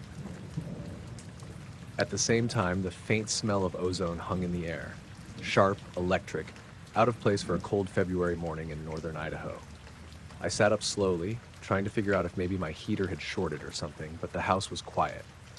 No odd beeping, no burnt plastic smell, just that metallic bite on my tongue and the weirdly clean smell, like the moment after lightning strikes. I swung my legs out of bed and felt a chill that didn't belong. I kept my thermostat set to 68 overnight, but the room felt colder than that, almost like a window had been open for hours. I checked. Both were shut tight, locked the way I always left them. Even the curtains were exactly where I'd pulled them the night before. When I stepped into the living room, the air felt normal again. Warm enough. No ozone smell. I shrugged it off, grabbed a shirt, and walked to the kitchen to start coffee. That's when I noticed the sky. It was unbelievably clear. Not clear for winter, not the clouds burned off early. It looked like someone had wiped the atmosphere clean. The blue was too deep, too sharp around the edges. The trees behind my cabin stood out like they'd been inked onto the horizon. I could see mountains in the distance that I usually only noticed on perfect midsummer days. It didn't look real. I stepped out onto the porch in bare feet, wincing as the boards bit into my skin with cold. The air was crisp, but not painfully so. It smelled normal again, except for the faintest hint of something. Sterile, like a hospital hallway. I leaned against the railing, scanning the tree line for anything odd. The birds were quiet. Usually by 7 a.m. I heard at least a few chickadees or crows, even in winter. But the woods around me sat still and muted, like someone had turned the volume down. I told myself I was just noticing things because I'd woken up weird. Then I saw the patch in the snow. About 20 feet from my porch, near the edge of the yard, the snow looked disturbed. Not footprints, more like a shallow impression, a wide oval shape pressed into the surface. The frost on it had melted unevenly, leaving faint radiating streaks around the edges. My first thought was that a deer had bedded down there, but no deer I'd ever seen made a perfectly smooth depression like that. I stepped into my boots and walked toward it. Each step crunched loudly, too loudly, sound carried in the strange morning air. When I reached the impression, I crouched beside it. The snow inside was slightly wet, but not slushy. The texture was wrong, too compacted, as if pressed evenly by something broad and smooth. No hoof marks, no drag marks, no melted patch from a fallen tree limb. As I touched the snow, the metallic taste in my mouth intensified, like it reacted to being near whatever had made the impression. I pulled my hand away fast. That's also when I realized I didn't remember going to bed the night before. Not clearly, anyway. I remembered brushing my teeth, cleaning the kitchen, scrolling on my phone, and then nothing. No memory of turning off the lights or climbing into bed. Just a blank spot that felt too subtle to notice until I looked for it. I stood there in the cold, staring at the impression. The sky felt like it was staring back. I heard a soft clicking sound behind me, a single tick like metal cooling. I spun around, expecting to see my porch railing contracting or maybe an icicle dropping, but nothing had moved. The only sound in the woods was my own breathing. I went inside, suddenly needing noise. I flipped on the radio. It crackled with static, then smoothed out into the morning farm report. Normal. Completely normal. Too normal, almost. I checked my phone next. 3 missed calls, all from my neighbor Henry, who lived about a quarter mile down the road. The timestamps were 3:14 a.m., 3:19 a.m., and 3:27 a.m. I hadn't heard a single ring. My call log showed no record of the phone ever waking up. No notifications, no battery dip. Just 3 missed calls sitting there like orphaned reminders. I called him back immediately. He answered on the first ring, voice shaky. "Did you see anything last night?" he asked. My mouth went dry. "What do you mean?" He hesitated. "I don't know. Something woke me up. My house lights flickered and I thought I heard, I don't know, wind, humming, something. I saw your place from the window and tried calling, but the line wouldn't connect." "My phone never rang," I said. "I figured." He took a shaky breath. "Forget it. Probably nothing." But it didn't sound like nothing. We hung up, and I checked the power in my cabin. The clocks on my appliances all blinked but showed matching times, 5:32 a.m., which didn't line up with the actual time. I hadn't lost power the night before, not that I'd noticed, so I had no idea why they'd reset. My bedside alarm clock, the one with battery backup, showed 5:32 too. Every device agreed on the same wrong time. I walked back to the porch and stared at the sky again. It remained perfectly clear, the kind of clarity that didn't feel natural in winter. As I watched, a faint shimmer appeared near the horizon. Not light, not movement, more like heat haze, except it was below freezing. The shimmer stretched upward for a moment, then thinned out and vanished. A gust of wind hit, cold and sudden, as if something massive had just moved out of the area and the pressure was evening out. The trees shuddered. Snow dust blew off the branches. The metallic taste faded with that gust. So did the ozone smell. After a few seconds, the birds finally started up. A single chirp at first, then a handful, then the usual forest chorus slowly returning. The world sounded real again. I stayed outside a while, watching the woods, half expecting to hear or see something else. But the sky remained still. The odd clarity softened as thin clouds drifted in from the west. By the time I finished my coffee, everything looked completely ordinary. Later that afternoon, Henry stopped by. He didn't say anything about the night until he was leaving. He stood on my porch, hand on the railing, eyes locked on the trees. "You ever wake up tasting metal?" he asked quietly. I didn't answer right away. He nodded like he already knew. "Yeah, me too." Before he walked home, he added, almost reluctantly, "The sky looked wrong this morning." I didn't ask him what he meant. I didn't have to, because the impression in the snow was still there. And no matter how long I stared at it, I couldn't convince myself it came from anything natural. That night, I couldn't fall asleep. Not because I was scared, but because I kept waiting. Waiting for the taste of metal to return, for the smell of ozone, for that unnatural silence that didn't belong in a winter forest. Nothing happened. But around 2 a.m., the wind shifted suddenly, just once, rattling the cabin windows. And for a split second, the sky outside looked clearer than it should have. Clearer than it was possible for a February night to be. I noticed the compass drifting about halfway up the Long Ridge Trail near Silverton. It was late September and colder than I expected for the afternoon. Thin mountain air, a little breeze slipping through the pines, that kind of quiet where even your footsteps feel too loud. I'd taken the day off work to clear my head, and the trail was empty, except for a few mule deer I'd seen earlier near the switchbacks. The sky was bright but hazy, the sun diffused behind high clouds that looked almost metallic. My plan was to reach the overlook before sunset, eat the sandwich I'd packed, and head back down before the temperature dropped. About 15 minutes after I passed the old mining markers, I stopped for water and pulled out my compass. I wasn't lost, I just liked checking it out of habit. The needle was drifting. Slowly, not shaking the way it does when you move. It was sliding, steady, and deliberate, as if pulled by something. I turned the compass in a circle, expecting it to correct itself. It didn't. The needle kept drifting until it pointed almost completely east, even though I was facing north. I tapped the plastic case. The needle didn't budge. I held the compass flat in my palm and stood perfectly still. The needle stayed locked in the wrong direction, like it had decided east was the only direction that mattered. A faint breeze moved the branches overhead, but nothing else responded to it. Not the birds, not the underbrush. The usual forest noises felt muted, swallowed by the thin air. I slipped the compass back into my pocket, telling myself it was probably damaged, though I'd used it just last month without issue. The weirdness stuck with me as I kept heading up the ridge. Each time I touched my pocket, I felt the compass resting there like a question I didn't want to answer.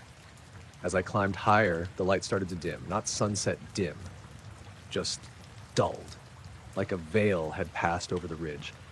Shadows stretched at strange angles, even though the sun was still high enough to cast short ones.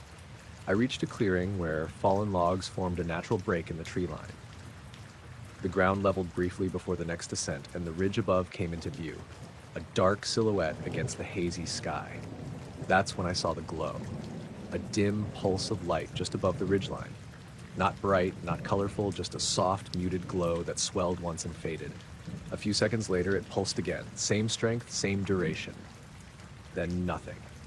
I blinked several times, waiting to see if it would pulse a third time, but the ridge returned to its normal shape, dark and still. I stood there listening. The forest was too quiet again. No wind, no insects, no birds, just the faint ringing silence you notice when everything natural stops at once. For whatever reason, my first instinct was to check the compass again. I pulled it out slowly. The needle didn't drift this time. It didn't move at all. It stayed pointing east, rigid, frozen, as if fused in place. I turned in a slow circle, but the needle didn't respond. It remained locked, pointing toward a patch of trees to my right. Not the ridge, not the trail, just a cluster of pines and spruce that looked the same as everything else around them. I swallowed hard and slipped the compass back into my pocket again, feeling the weight of it like a stone. I didn't want to hike toward that direction, but the trail bent left anyway, away from the needle. Relief washed over me for a second, just a second, before I realized something else was wrong. The air felt heavier, not humid or thick, just weighted like the atmosphere itself was denser on my skin. Breathing wasn't harder, but it felt less natural, like the rhythm was off by half a second. I pushed forward up the trail, walking deliberately without letting myself speed up. The glow hadn't been bright enough to cast shadows, but it had been real enough that my brain kept replaying it. 2 pulses, identical, controlled. Nothing in nature did that. As I climbed higher, the trees thinned and the wind picked up again. Normal sounds returned, a distant woodpecker, branches creaking, a squirrel chattering somewhere down the slope. The heaviness eased, but the tension in my shoulders didn't. When I reached the overlook, I didn't sit down. I didn't take my sandwich out.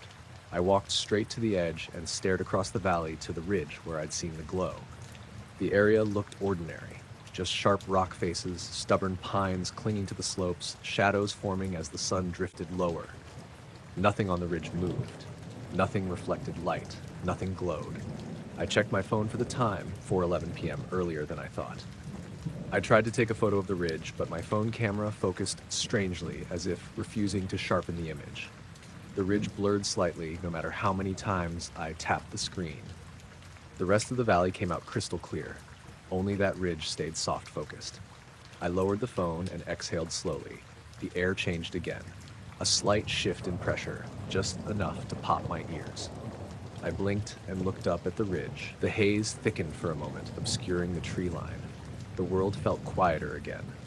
I reached into my pocket, fingers trembling a little, and pulled out the compass. The needle was pointing directly at the ridge now, not east, not any direction that made sense. It trembled once, like reacting to something invisible. Then it locked in place again. I don't know how long I stood there staring at it, maybe a minute, maybe 10. The ridge didn't shimmer again, no pulses of light returned. The haze thinned, revealing nothing unusual. But the compass wouldn't move, no matter how I tilted it, no matter how I turned my body. It stayed fused in that one direction. Eventually, the cold started seeping through my jacket and made me turn back toward the trail. Nervous energy had burned through me and left me tired enough that I didn't want to linger up there. The sun was dropping faster than I realized, and the shadows were already reaching across the valley. Halfway down the ridge, I heard something that made me stop in my tracks. A distant thump, not like falling rock, not like a branch snapping, more like pressure being released. A contained, muted sound that didn't echo. It came from the ridge. I didn't wait for a second one. I kept walking, not running, but faster than before, scanning the ground to keep the trail under my boots. The forest didn't go silent again, but the sounds felt uneven, patchy, like pockets of quiet were mixed with normal noise. By the time I reached the trailhead, the compass needle still hadn't corrected itself. It pointed uselessly toward the ridge, even as I walked away, even when I got into my car, even when I drove miles from the trail. I tossed it onto the passenger seat. It rattled softly, but the needle didn't budge. Back home, after a hot shower and a long stare at the wall, I checked the compass one more time. The needle pointed north, perfectly, as if it had never malfunctioned at all. I set it on the kitchen table and stepped back, watching for any drift. It stayed steady. Everything looked normal again. But when I closed my eyes, I could still see the ridge, still feel that impossible heaviness in the air, still picture the dim glow pulsing twice in exactly the same way. And even though the compass looked fine now, I couldn't shake the feeling that something out there had turned it, deliberately, toward itself. The porch light started flickering around 11:20 p.m. I noticed it while I was washing dishes, because the rhythm of it kept catching my eye through the window. On for 2 seconds, off for 1. Perfect intervals. So perfect that at first I thought it had to be something wrong with the wiring or the bulb. But the rhythm didn't change at all, not even when the heater kicked on. I dried my hands and stepped onto the porch to get a better look. The night was calm, cold, still, a quiet suburban street in the middle of a Tuesday. No wind, no cars. The kind of night where the air feels thinner, like everything is holding its breath. I looked up at the bulb, expecting it to be loose or buzzing. But it wasn't flickering the way bulbs usually do. There was no sputter, no hum, no shift in brightness. It was just switching on and off like someone was flipping a switch on a timer. 2 seconds on, 1 second off, over and over. I reached up to touch the base of the fixture to see if it was overheating, but right when my fingers were an inch away, the light turned off again. The timing startled me, even though I knew exactly when it would happen. I lowered my hand and looked down the street. That's when I saw the glow. A soft white glow at the far end of the block, barely above the pavement. Not bright, not like headlights approaching. It didn't spread across the ground or cast any shadows. It was just sitting there, hovering low, round at the edges like a lantern behind a sheet of fog. Except there was no fog. I blinked a couple of times, thinking maybe it was someone's porch light reflecting weirdly, but none of the houses down there had anything that matched it. And the glow wasn't steady. It had its own faint pulse, like a slow breath. It brightened for half a second, then dimmed back down. My porch light kept its perfect rhythm behind me. 2 seconds on, 1 second off. The glow at the end of the street pulsed again, slightly out of sync, like the two lights were aware of each other but not coordinating. I stepped off the porch and onto the walkway.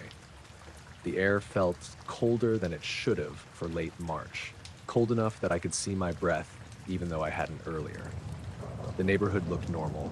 Trash cans lined up for morning pickup, a lone bicycle leaning against a fence, the street lamp at the intersection flickering the way it always did in spring.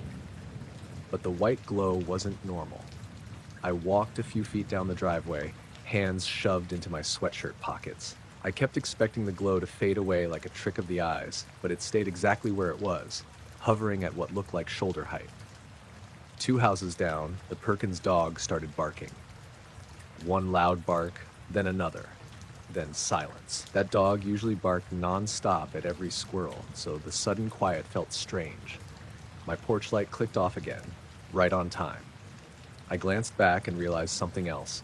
The other porch lights on my street weren't flickering. Just mine. I didn't know why that bothered me so much, but it did. I walked to the curb and stopped. The glow didn't move closer or farther. It hovered like it was anchored to that spot, at the bend in the street where the road sloped slightly downward. I tried pulling out my phone to take a picture, but the screen stayed black even though I knew the battery was around 60%. I pressed the side button a few times. Nothing. No response at all. The glow pulsed again. Not brighter, just more defined for a moment, as if the edges sharpened before softening again. I looked back up at my porch light. For the first time since I stepped out, it didn't turn back on. It stayed dark, even though it should have flicked on a second earlier. I waited. 1 second, 2 seconds, 3. Still off. The timing had finally broken. I looked down the street again. The glow brightened slightly, only a little, but enough that I saw the faint outline of the houses near it. The light seemed to curve around them, not lighting them up, just bending.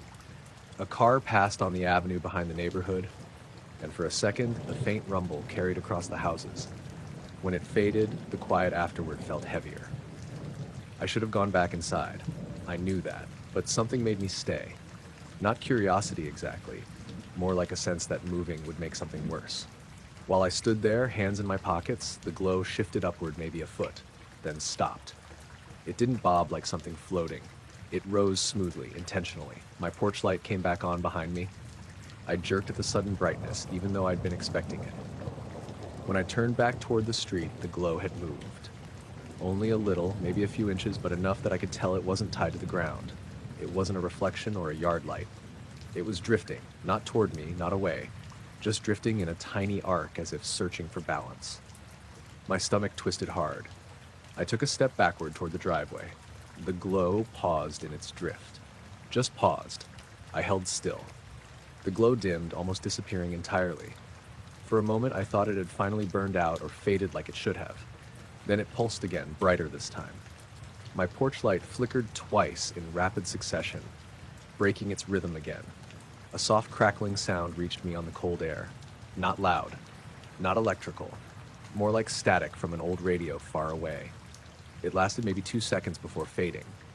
When the static stopped, the glow at the end of the street shrank.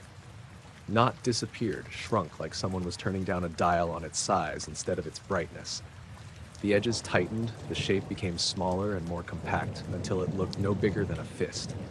Then the glow dropped, just a few feet, down toward the pavement. And then it vanished, not blinked, not dissolved. It was there 1 second and gone the next, like someone flipped a switch. My porch light stopped flickering entirely and stayed on. The dog down the street barked again, twice. A breeze swept through the neighborhood, carrying the first normal sound I'd heard all night, dry leaves skittering across a driveway. I let out a breath I didn't realize I'd been holding and backed up toward my porch. My phone finally lit up again as I reached the top step. The time had jumped ahead by 7 minutes. Inside, all the appliances were on and nothing seemed out of place. But when I locked the door and turned around, the house felt wrong in a way I couldn't explain. Too still, too empty. I went back to the window once before bed. The street was dark and quiet. No glow, no flickering light, just the familiar shape of the neighborhood. But the next morning when I walked out to get the mail, I noticed something on the pavement at the end of the street. A faint scorch mark, circular and smooth, right where the glow had hovered. I was sitting in my car on County Road 7, pulled over at one of those little gravel turnouts that barely fit a single vehicle. It was close to midnight, cold enough that the windshield kept fogging unless I cracked a window. I'd stopped there because I needed a break from driving. My eyes were getting tired, and the stretch between Layton and Ridgebrook was one long tunnel of darkness with no other cars, no houses, nothing but pine forest and frozen ditches. I killed the engine but kept the battery on so I could listen to the heater fan winding down. The interior lights faded and the car settled into that quiet hum it makes when everything is powered, but nothing's running. I leaned back, rubbed my face, and tried to decide if I should nap for 20 minutes or power through the last hour home. That's when I felt the vibration. Subtle at first. Just a soft tremor through the steering wheel, almost like the engine was still running even though it wasn't. I rested my palm on the wheel to make sure it wasn't my imagination. The vibration continued, steady and faint, like a pulse traveling up through the frame of the car. I checked the dashboard, everything dark except the clock. The keys were in my lap. The car wasn't on. The vibration got slightly stronger, enough that I pressed my other hand to the wheel too, trying to pinpoint if it was coming from the column or the frame. It reminded me of a distant generator humming underground, or when a heavy truck passes a few streets over, only there were no trucks out here. No pavement past this turnout, just forest, road, and night. I opened the door slowly and stepped out, expecting the vibration to stop once I wasn't touching the car. But when I placed my hand on the roof, I felt it there too. Faint, rhythmic. The woods around me were quiet. Too quiet for winter, when you can usually hear branches popping from temperature shifts. Even the wind had gone still. I listened hard, but there was nothing except my own breathing. I circled to the back of the car to check the trunk, thinking maybe something inside had shifted or was rolling around, though that didn't make sense with the vibration. I was halfway there when a glow caught my eye, a faint light above the road behind me. Not bright like headlights, not high like a street lamp, more like a low fog light suspended 20 or 30 feet above the asphalt. Pale, almost white, but softened around the edges. It didn't cast much illumination, but it was distinct enough that I could see the outline of the road behind it and the tops of the trees. I froze the moment I saw it. The glow didn't move. It just hung there, almost perfectly still. hovering over the empty road where no car had passed for at least an hour. The vibration in the car pulsed slightly stronger. I backed up until I was leaning against the bumper, trying to decide if the light was some kind of reflection. But there were no houses around, no billboards, nothing shiny enough to bounce light. There wasn't even a moon. Clouds had rolled in around sunset and never cleared. I reached for my phone, but when I tapped the screen, it didn't respond. It lit up, then froze on the lock screen. The time showed 11:58 p.m., but the seconds didn't tick forward. The light above the road pulsed once, barely noticeable, just a slight swell of brightness, and the vibration under my palm deepened like something resonated through the metal of the car. I swallowed and took a slow step toward the turnout entrance, trying to get a clearer view. The glow shifted, not to the side, downward, maybe a foot or two. The movement was smooth, controlled, like it wasn't drifting, but adjusting itself. I thought for a second that it might be a drone, but drones make noise, especially in cold air when the blades bite harder. This made no sound at all. I crouched slightly without meaning to, bracing a hand on my knee. The air felt heavier near the turnout, not warmer or colder, just pressurized in some subtle way that made me breathe differently. The light hovered there another few seconds. Then it began to fade, not flicker. Fade, like someone was dimming a bulb slowly. As it dimmed, the vibration in the car started easing too. I kept my eyes locked on the glow even as it dwindled to a soft ember, then to a barely there outline, and finally nothing but darkness and road. The instant it disappeared, the woods seemed to exhale. A breeze pushed through the trees, and a few branches cracked in the cold. My phone unfroze and buzzed with a delayed notification. The vibration in the car stopped completely, leaving the steering wheel dead still under my hand. I stood there several moments longer, staring at the empty space where the light had been. The road was pitch black again, the kind of dark where distance stops making sense. After a while, I forced myself back into the driver's seat. I shut the door quietly, as if noise might bring the light back. My hands were shaking a little as I started the engine, listening for any leftover hum. Nothing. The car sounded normal. The radio static was normal. Even the heater felt normal, blowing against my legs. I checked the rearview mirror before pulling out. There was nothing behind me but the faint outline of the road and the tree silhouettes on either side. No glow, no movement, just regular winter darkness. I drove slowly for the first mile, checking the mirror every few seconds. Every time I looked, the road stayed empty, but the sense that something had been there, right above that strip of pavement, stuck with me like a weight between my shoulders. When I finally hit the junction where the road met Highway 13, I pulled over again and stepped out, telling myself I needed fresh air before driving the rest of the way home. The air was normal here. Just cold, clean night air. No vibration. No glow. But when I touched the hood of my car, it felt unusually warm for how long the engine had been off earlier. Not hot, not concerning, just warmer than made sense. The drive home after that felt longer than usual. At every bend in the road, I expected to see that faint white glow behind me or ahead of me, just floating above the asphalt. It never appeared again. Inside my driveway, I shut off the engine and sat in silence for a few minutes, hands still gripping the wheel. No vibration, no light, nothing strange. But I didn't take that road for a while after that. And even now, whenever I'm parked at night, engine off, world quiet, I can't help pressing my palm lightly to the steering wheel, waiting to feel that subtle hum return from somewhere I can't quite explain. I saw the vertical sunrise while staying at my uncle's cabin outside Ophir, Colorado. I'd gone up there in early May to help him clear brush and repair some siding before tourist season picked up. The cabin sat in a narrow valley, surrounded by tall pines and rock faces that made the mornings slow to brighten. Usually the first hint of daylight was a glow behind the eastern ridge, creeping across the treetops like someone lifting a dimmer switch. But that morning, it didn't happen like that. I'd woken up a little before 5, not because I set an alarm, but because something felt off. The air inside the cabin was unusually still, like the temperature had stalled mid-change. The heater wasn't running, the refrigerator wasn't humming, yet the silence didn't feel peaceful. It felt expectant. I got dressed quietly and stepped onto the porch. The boards were cold under my socks, the kind of cold that sticks through the wood even in late spring. I leaned against the railing and looked toward the ridge, trying to gauge whether the sun was close. The sky was still dark, not pitch black, just a deep, unbroken slate color.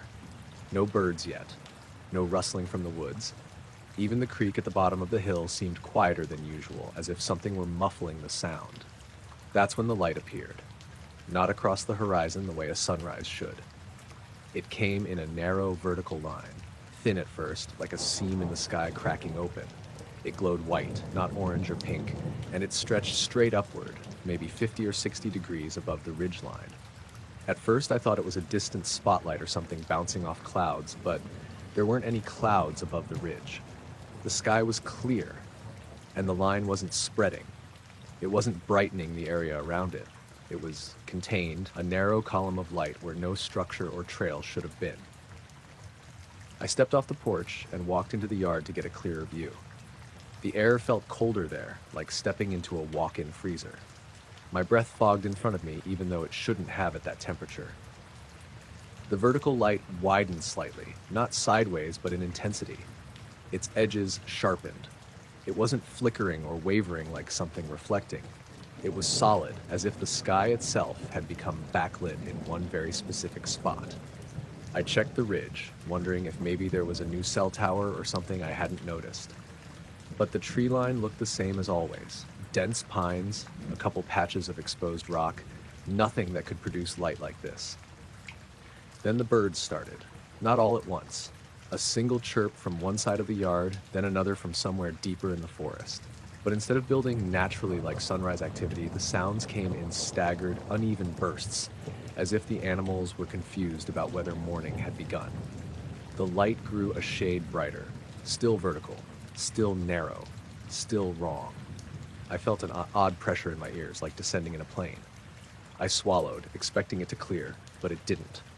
The pressure stayed, subtle but constant. I reached into my pocket for my phone and tried taking a picture, but the screen stayed black for a few seconds longer than usual before finally turning on. Even then, the camera app froze, only loading after a long delay. When it did, the lens refused to focus on the light. It registered everything else, the trees, the ridge, the dark sky, but the vertical glow showed up as a blur, a smeared streak like the sensor didn't know how to process it. I tried taking a video. The phone buzzed once and kicked me back to the home screen. Behind the phone, the light changed again. It began retracting, not dimming, retracting upward. The bottom of the column, the part closest to the ridge, started pulling in on itself, as if someone grabbed the base of a curtain and lifted it. The glow thinned downward and concentrated upward, sliding into itself without fading. My stomach dropped as I watched. There was something unsettling about seeing light behave like fabric. The retraction continued slowly, smoothing upward until the entire column was half as tall as before. Then a faint shimmer appeared at the top edge, just a tiny ripple in the air, like heat rising from asphalt, even though the morning was too cold for that. The birds went silent again. Every one of them. The creek noise dulled even more. The pressure in my ears intensified for a few seconds, enough that it made me wince. And then the vertical line of light compressed into a thin sliver, so thin I thought it might disappear entirely. It paused there, held. A perfect needle-thin line in the sky, glowing white against the pre-dawn darkness. Then it snapped upward and vanished. No sound, no flash, just gone. The sky looked normal again, dark, calm, empty. But the valley didn't bounce back the way it should have after sunrise activity. The birds didn't resume right away. The creek didn't get louder. The air stayed heavy for another minute or so while I stood there frozen, gripping the railing. Finally, the pressure in my ears released. A wave of normal morning noises returned. First a jay screaming in the distance, then the creek, then the wind brushing through the tops of the pines. The world regained its texture, but the horizon was still dark.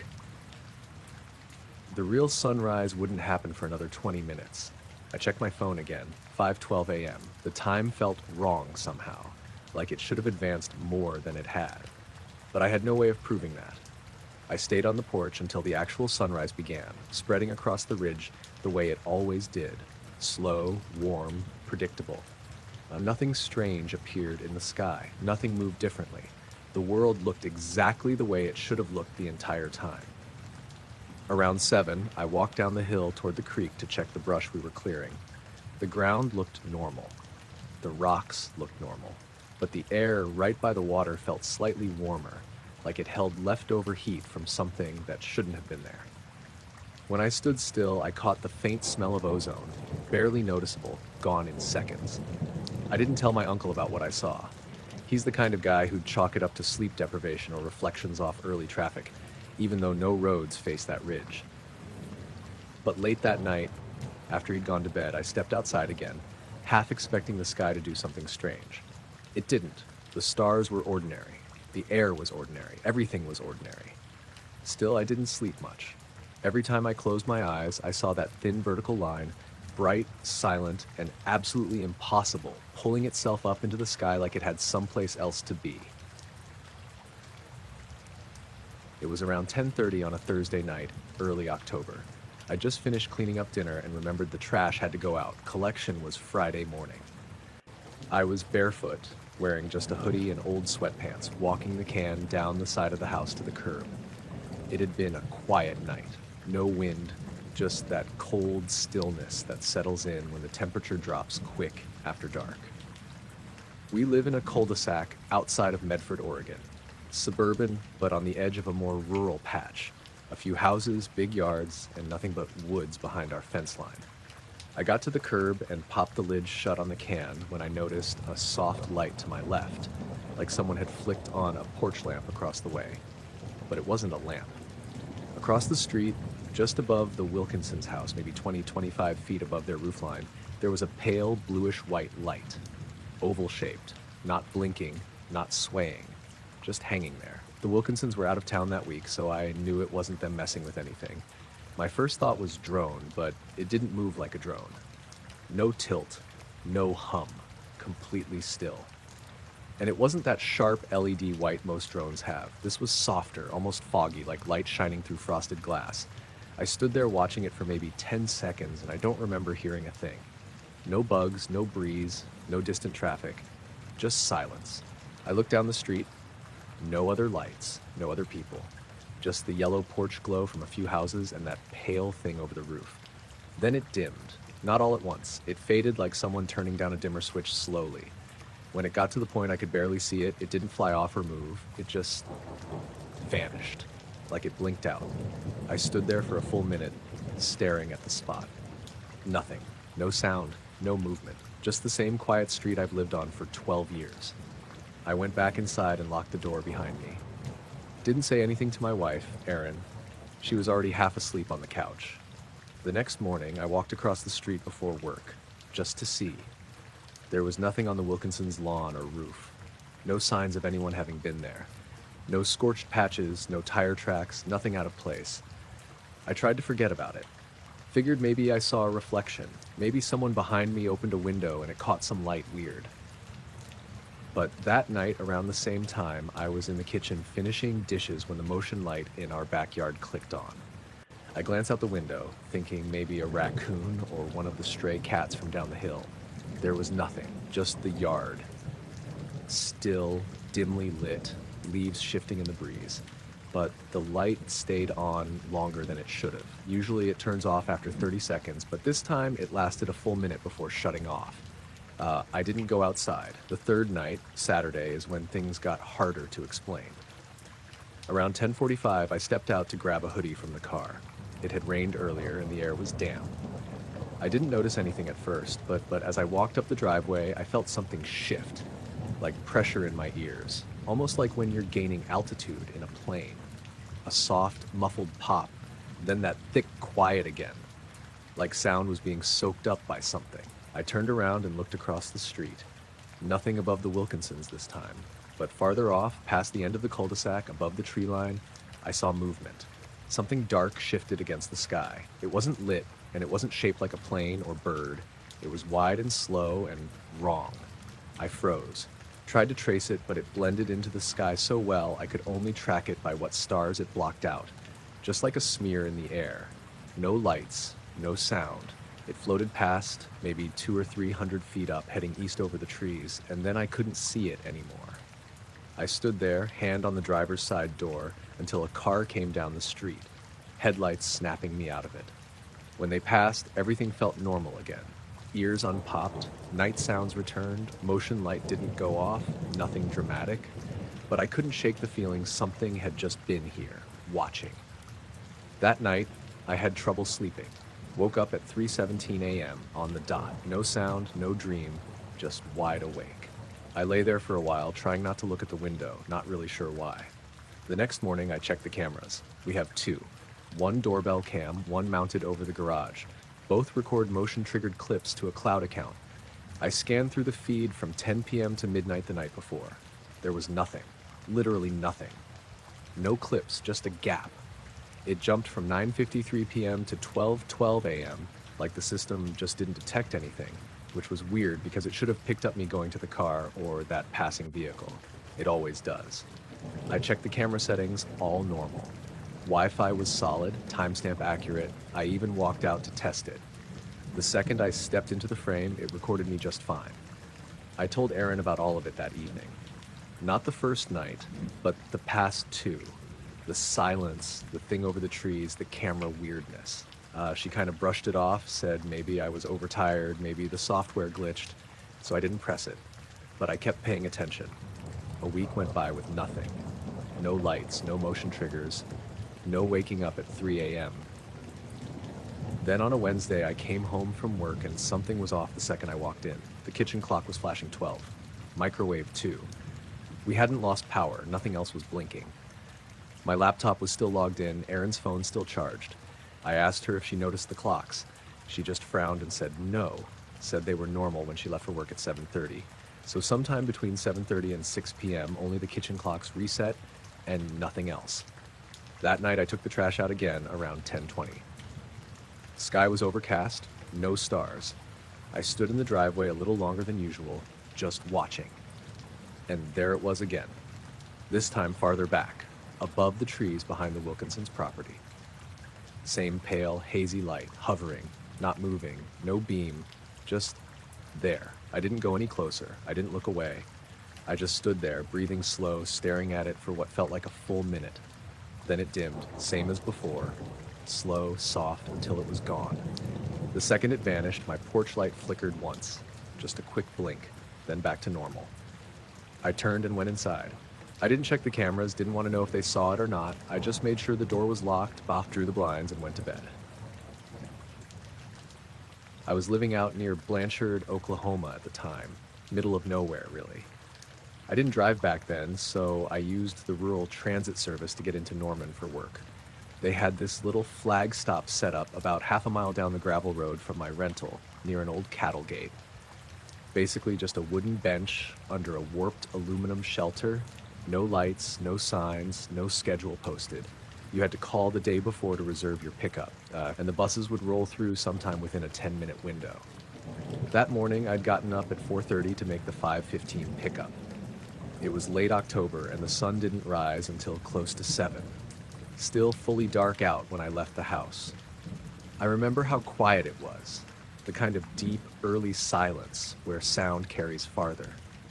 The air was cold, maybe low 40s, with a little fog gathering in the low parts of the field near the road. I walked with a flashlight. Not that it did much, just enough to keep from rolling an ankle on a rut or hitting a ditch. When I reached the stop, I clicked the light off and sat on the bench.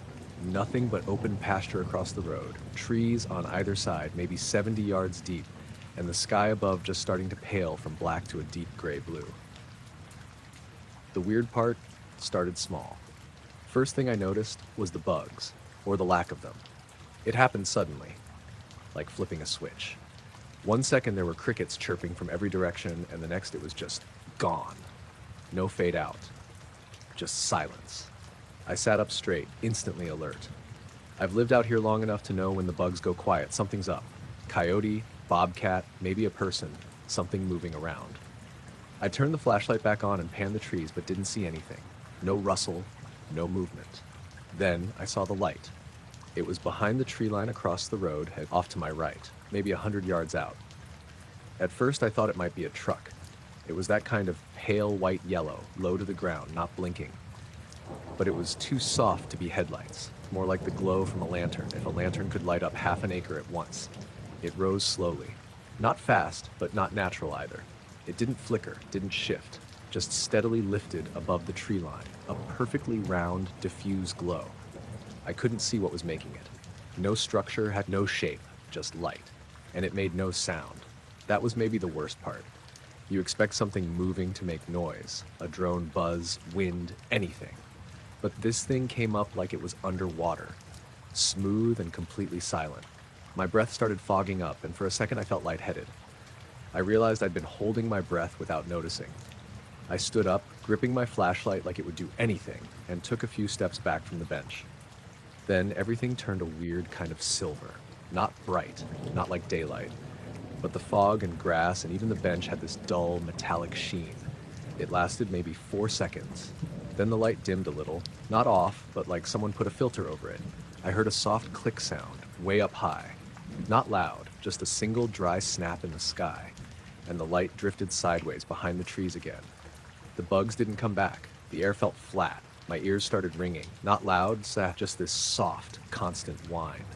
At 5:19, the bus pulled up. I heard it before I saw it, the rumble of diesel down the road. The headlights swept across me and I waved, probably too eagerly. The driver, same guy as usual, named Kyle, opened the door, gave me this squinty look like he was confused. I climbed up the steps and scanned my card like normal. He didn't say anything until I sat down in the second row. "You just now get here?" he asked, still looking at me in the rear view. I shook my head. "No, been waiting since 5. Maybe a little before." He frowned. "I pulled in just now, real slow, had my high beams on. Didn't see anyone till you waved." I shrugged, was standing right at the bench. He didn't push it, just gave a little huh and pulled back onto the road. I watched the tree line disappear behind us as we drove. Later that morning, when I got off work, I checked the transit app to see what time the bus had logged its stop. There was no record of a pickup at my location, just said no rider found. I asked Kyle the next day if the GPS was messed up or something. He said no, said it showed him stopping there, but said he'd marked it as a no-show when he got close because he didn't see me, and then had to undo it when I climbed aboard. I didn't mention the light. Not to him, not to anyone, but I still think about that moment, standing alone in the dark, the sound of the crickets gone, the sky silver for no reason, and that soft snap in the air like a wire being cut. It felt like something paused me or passed through me. I still ride that bus sometimes, but I don't wait alone in the dark anymore. I woke up in the middle of the night like I often do, but this was different. It wasn't that groggy half-dream wake where you can't tell if you actually opened your eyes. This was sharp, sudden awareness.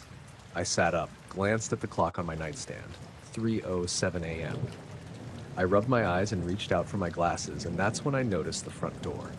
It was wide open. I mean, fully open. The deadbolt sticking out like someone had pulled it without turning it back. Wind swaying the curtain over the side window. I'd locked that door before bed, always did. I'm the kind of person who double-checks locks, deadbolts, even windows before I go to sleep. There was no rational explanation for it being open. My first thought was, someone's broken in, but the house was silent, apart from the faint hum of the fridge and the house fan in the living room. No footsteps, no creaks from the floorboards, nothing. Just that wide gaping front door framing the dark yard beyond. I eased out of bed in bare feet and stood there for a moment, heart thudding, trying to digest what I was seeing. I shut the bedroom door quietly behind me, standard habit, not thinking about it, and walked toward the living room. My feet hit the hardwood, and I remember thinking how normal it all felt, like I was missing something obvious. I flicked on the hallway light. That's when I noticed the mud, caked on the soles of my feet, dark brown, dried in patches like it had been walked through thick, wet dirt. I looked down at my feet, confused. I hadn't been outside, not that day, not that evening. I remember brushing my teeth, setting the coffee maker for the morning, locking up before crawling into bed. No steps outside after that. I took a slow breath and forced my eyes up to scan the room. Nothing was out of place. Couch cushions lined up, coffee mugs on the counter where I left them, keys on the hook. No sign of disturbance. But the front door was still open, and my feet were muddy. I didn't want to check the security footage, not because I was afraid, but because I didn't want to uncover something I couldn't rationalize. But I stepped into the kitchen anyway and pulled up the security app on my phone. There was a power drop in the middle of the night. The system logged it at 2:52 a.m. A brief dip in power, like a breaker flipped momentarily or a utility fluctuation. The cameras had restarted right after that, but the footage from 2:51 a.m. to 2:55 a.m. was just a frozen frame. A still image of my porch light glowing in the night, no motion recorded, no timestamps moving, just static. I swiped around the app, pulled up the clips from before and after. Everything else looked normal. Cats prowling the backyard at 11 p.m., dawn light rising over the street at 6:15 a.m., cars passing by the driveway. But that 4-minute gap was just gone. I locked eyes with the open front door in the live view, then panned to the back. The backyard cam showed nothing unusual. Snow was melting in patches, no footprints at all, nothing moving. I closed the app and put my phone in my pocket, still feeling like I was piecing together a dream I'd already forgotten. I walked the few steps to the front door, my socks forgotten at the foot of the stairs, still barefoot and muddy. The mud pattern was odd, smeared in a way that didn't look like someone had walked forward or turned around. It looked like someone had stepped down and then back up again, like a hesitation, a pause in motion. Outside the door, the porch light was flickering slightly, like the bulb was old or the socket was loose. I glanced down at the doormat. No footprints heading into the yard, just clean pavement. I leaned out, hands on the doorframe. The street was empty. No cars, no voices. A single streetlight across the road cast an orange glow on the sidewalk. Nothing stirred. I closed the door behind me carefully and dead-bolted it. That felt automatic, muscle memory more than thought. I stood there a second, listening to the click of the lock slide home. I took off my socks and set them by the laundry basket, mud side up. I padded back into the kitchen to get a glass of water. My eyes kept flicking to the clock. 3:15 a.m. I couldn't go back to sleep, not after an experience that didn't make sense. So I pulled up the security clips again, trying to watch the moments before the freeze, trying to see something I might have missed. A flicker of light, a shadow at the edge of frame, a blur in the corner. But the frames were clean, steady, normal. Birds on the wires outside at 1:30 a.m., nothing walking up the porch steps, just the usual calm night. I sat there with the coffee pot warming up, waiting for dawn, watching the live feed, wondering about that gap exactly at 2:52 a.m. I noticed a few other odd things in the footage, little anomalies I didn't register before. Twice, a swatch of yard looked like it glowed faintly for less than a second. Once, the timestamp jumped by a frame but showed the same visual content, like it had been duplicated. I chalked it up to glitching software at first, but as the minutes ticked past, I felt that same emptiness I'd felt standing at the open door, like something had interrupted my night, and I had walked through it without knowing. I cleaned up the mud from my feet with a damp towel and laid out a pair of slippers beside my bed. The socks went straight in the wash. I kept checking the clock, waiting for the next strange moment. But after the sun rose, the street waking up, neighbors leaving for work, the ordinary noise of life, nothing more happened. I got in my car later to run errands. The snow was still melting in the yard, no footprints out front, no sign of anything. I stood at the edge of the driveway, the morning sun on my neck, and looked at the house the way you do when something doesn't add up, like maybe if I stared long enough, I'd see what I missed. But there was just the house and the melting snow and the bright, quiet morning. And the memory of waking up at 3 a.m. with the front door wide open and muddy feet I couldn't explain. Image: I was driving back from my sister's place in Bluefield, heading east on Route 20, cutting through that stretch near Pipestem where the road winds along the ridgeline. It was around 11:30 at night, early October, and the fog had rolled in fast after sunset. The kind of thick, damp fog that clings to the trees and headlights don't do much good in. I'd been taking it slow, maybe 35 tops, just trying to stay in my lane and not end up in a ditch. There was no one else on the road. No traffic, no porch lights from houses, just fog and darkness. I had the windows cracked a little for air, and the silence outside was total. No crickets, no wind, just the low hum of the engine. Right as I passed a pull-off spot, I think it's technically a scenic overlook, but you couldn't see a thing, I caught movement above the tree line.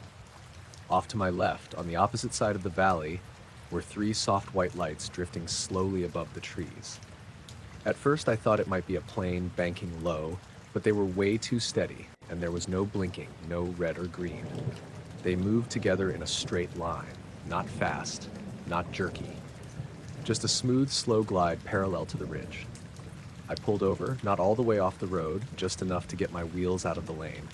I rolled the window all the way down and leaned toward the passenger side, trying to get a better view. The lights were maybe 200 yards away, but high up, maybe 50 feet above the treetops. Not illuminating anything, not making the fog glow, just quietly sliding along. Then they stopped. Dead still. Hung there, completely motionless. Then the fog thickened again, not gradually. It was like someone poured smoke across the road. In a matter of seconds, I couldn't see more than 10 feet out the window. And when it cleared, no lights. They didn't rise, didn't streak away, just gone. No sound, no movement, nothing. I sat there for a good minute or two, waiting to see if they'd reappear. Nothing did. I started driving again, slower than before. I felt weird, like I shouldn't have stopped. Not panicked, exactly, just watched. About 2 miles later, I realized something strange. My dashboard clock read 12:07. That stretch doesn't take half an hour. It had felt like maybe 5 minutes passed since I saw the lights. 10, tops. I hadn't turned off the engine, hadn't checked my phone. I hadn't done anything but sit there for maybe a minute or two, but 30 minutes had gone by. I thought maybe the clock was off, but my phone said the same thing. I even double-checked against the clock on the radio when I got home. Everything matched. When I pulled into my driveway, I noticed another odd thing. My car radio had reset. All the presets were gone, like the battery had been disconnected. Clock stayed correct, but the rest was wiped. My check engine light was on too for the first time since I bought the car. That night, after I went to bed, I had this strange vibration in my ears. Not a sound, exactly. Just pressure. Like being on a plane that never levels out. It lasted for a few days. The next morning, I checked local news and social media, just looking to see if anyone else had seen something weird. Drones, aircraft testing, anything. Nothing came up. I drove that same stretch again a few days later during the daytime. I tried to find that exact pull-off, and I think I did. But standing there in daylight, everything felt smaller than I remembered. Trees weren't as tall as they'd seemed that night. The slope across the valley looked farther away. But that same stillness was there, the same quiet. I haven't seen the lights again. Not there, not anywhere. But sometimes when fog rolls in, especially if I'm driving alone, I'll catch myself looking toward the trees again, waiting, half expecting them to come back. They haven't.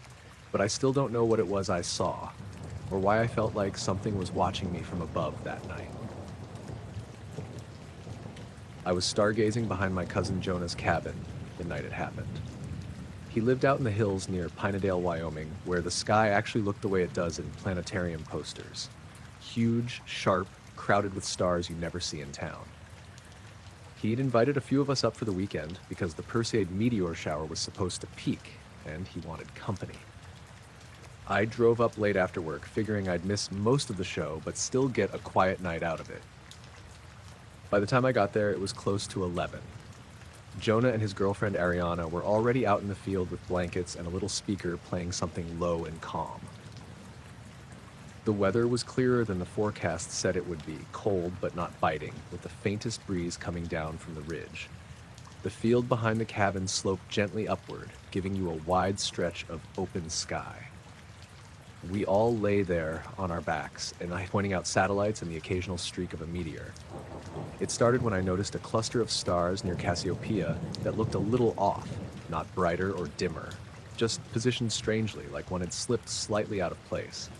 I blinked a few times. The stars around it stayed fixed, the constellations perfectly normal, but that one star was drifting, slowly, almost imperceptibly, sliding sideways along a path that didn't match anything I knew. Not a satellite arc, not a plane, not a shooting star. It looked like a star being nudged on a track. I propped myself onto my elbows, trying to follow its movement. The longer I watched, the more certain I was. This thing was moving. Maybe an inch at a time if you held up a hand to measure. "Hey," I said quietly, not wanting to sound weird. "Does that star look like it's moving to you?" Jonah didn't answer at first. He was half asleep on his blanket. Ariana turned her head and squinted up at the sky. "Which one?" I pointed directly at it. The star froze. It stopped so abruptly I thought my eyes had tricked me. It sat perfectly still, indistinguishable from every other point of light. The moment Ariana followed my finger, there was no movement. Nothing strange, just a normal sky. I let my hand fall. "Never mind.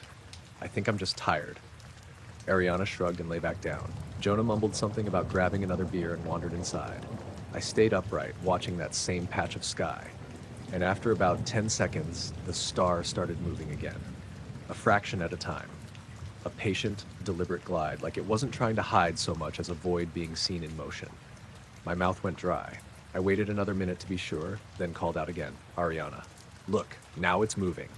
She sat up with a sigh. "Which one? You gotta show me." I pointed. And again, instant stillness. No drifting, no sliding, no movement at all. A strange pressure settled into my chest, something like embarrassment mixed with a creeping sense that the timing wasn't a coincidence. The moment someone else looked, it stopped. I tried a third time. I waited until Jonah came back out with beers, gave it another 15 seconds until the star was unmistakably drifting again, then said, "You guys gotta see this. That one's shifting." Both of them looked up. I pointed. "Frozen." Jonah stared for a second, shrugged, and handed me a beer. "Man, you're just tired. Stars don't move sideways." I forced a laugh, but couldn't stop watching. When they went back to their conversation, the drifting resumed. Only this time, the star shifted downward, a subtle diagonal slide. Not fast, just steady. Like something testing boundaries. Ariana eventually headed inside to make tea, and Jonah went with her, leaving me alone in the field. I lay back down and fixed my eyes on the drifting star. I didn't blink for long stretches because every time I did, I feared I'd miss something. The movement grew slightly more noticeable. Still subtle, but steady enough that if I focused on another star beside it, I could track the difference. The drifting star crossed a gap between two faint stars and kept going. The space behind it didn't change. No afterglow, no streak, no trail. Just quiet, patient movement. I whispered, "What are you doing?" I hadn't meant to say anything out loud. The words slipped out because the silence was thick and the night felt like it was waiting for something from me. The star dimmed. Not by much, just a small pulse like a dying flashlight bulb. Then it brightened again, gradually returning to its normal intensity. I sat up. "Okay," I murmured. "That's not normal." And then, this part is what stuck with me more than the movement. The drifting star paused for the first time without me pointing at it. It hung there, faintly brighter than before. A prickling sensation spread across my arms. I felt exposed out there in the open, even though logically nothing around me had changed. The breeze had stopped. The cold felt sharper. And then the star resumed drifting, but now in a direction that made even less sense. Upward, against the natural arc of the sky, not rising like the rest of the stars, just climbing. A tiny climb, a careful shift. I stood up. When I broke eye contact for just 1 second, just long enough to brush dirt from my jeans, the star brightened again. A flash, brief but sharp. I froze. My heart felt lodged up in my throat. "Jonah!" I shouted. He slid open the back door and squinted at me. "What?" "Just come out here, please." He sighed but stepped onto the porch. "What now?" I pointed at the sky without speaking. The star locked into place instantly. Jonah stared. "Which one am I?" And before he finished the sentence, the star went dimmer, just slightly, like a fading bulb. He frowned. "That one? It's just twinkling." "No," I said, "it's been moving, sliding." "Stars don't slide," he said gently. I lowered my hand and stared again. The star remained perfectly still, but I felt watched, not stared at emotionally, more like someone calculating distance, measuring, waiting. Jonah gave me a weird look, but eventually went back inside, murmuring something about me needing sleep. I stayed alone in the field. When I looked back up, the star didn't drift right away. It waited. 10 seconds. 15. 20. Then it slid again, but this time much faster. Not fast enough to streak, but fast enough that I muttered, "Holy shit," under my breath when I saw it cross a visible distance. It moved toward another cluster of stars, then stopped dead. Then the sky brightened, not a flash, not a beam, just a brief thinning of the darkness in a small circle around that point. And everything in me screamed that something was about to happen. I stepped backward, my boots crunching in the dry grass. The drifting star pulsed faintly a third time. Then it faded. Not out of sight, out of existence, like something had turned off a light behind a tiny pinhole. The sky where it had been looked too empty, like there should have been a star there, but there wasn't. I waited for it to reappear. It didn't. 10 seconds. Nothing. 30. Nothing. A full minute. Nothing. When I finally tore my eyes away, I walked backward all the way to the cabin, unable to shake the feeling that if I looked up again too quickly, I would see the star above me instead of where it had been. Inside, I tried to explain it to Jonah and Ariana. Neither of them had seen anything unusual. They brushed it off as eye strain. Maybe one of those floaters you get when you stare too long at something bright. I didn't argue. It wouldn't have mattered. When we all went to bed, I lay awake for hours, staring out the small window near the bunk beds. Most of the stars looked normal, but every now and then when my eyes drifted away from a particular spot, I thought I saw a faint glimmer of movement in the corner of my vision, like something shifting just out of sight. And each time I looked straight at it, it stopped. The fog was thick enough that my headlights felt useless. It wasn't the drifting kind that moves like smoke. It was the heavy, static kind that sits in place and swallows everything outside the windshield. I was driving back from my friend Marcy's place in Pacific Grove, taking the coastal highway later than I should have. It was close to 1 a.m., and the air was cold enough that my breath fogged the cabin every time I exhaled too hard. I'd driven this stretch of road hundreds of times, curves, cliffs, guardrails, all muscle memory. But that night, the fog made everything feel unfamiliar.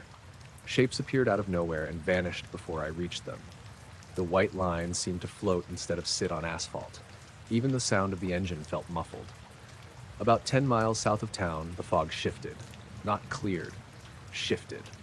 The density dipped for a moment, like something passed through it or stirred it from inside. I slowed to around 30 miles per hour and leaned forward over the wheel. Through the haze, maybe 100 feet ahead, I saw a shadow. At first, I thought it was a tree limb hanging low across the road, or some construction equipment accidentally left behind. But the shape didn't match anything solid I recognized. It hung above the road, maybe 15 feet up, just a dark mass suspended in the fog, perfectly still. I eased off the gas. The road was empty in both directions. No lights, no houses, just 2 lanes of asphalt carved along the coastline with cliffs on one side and forest on the other. The shape didn't move. The closer I got, the darker it looked. Not black, exactly. More like an absence of light. Like the fog itself was bending around it. It didn't reflect my headlights. It didn't cast a shadow. It just hovered, blocking the faint gray glow of the sky above. My first instinct was to stop, but something about the stillness of it made stopping feel worse. So I kept rolling forward, barely creeping now, tires crunching softly on the uneven pavement.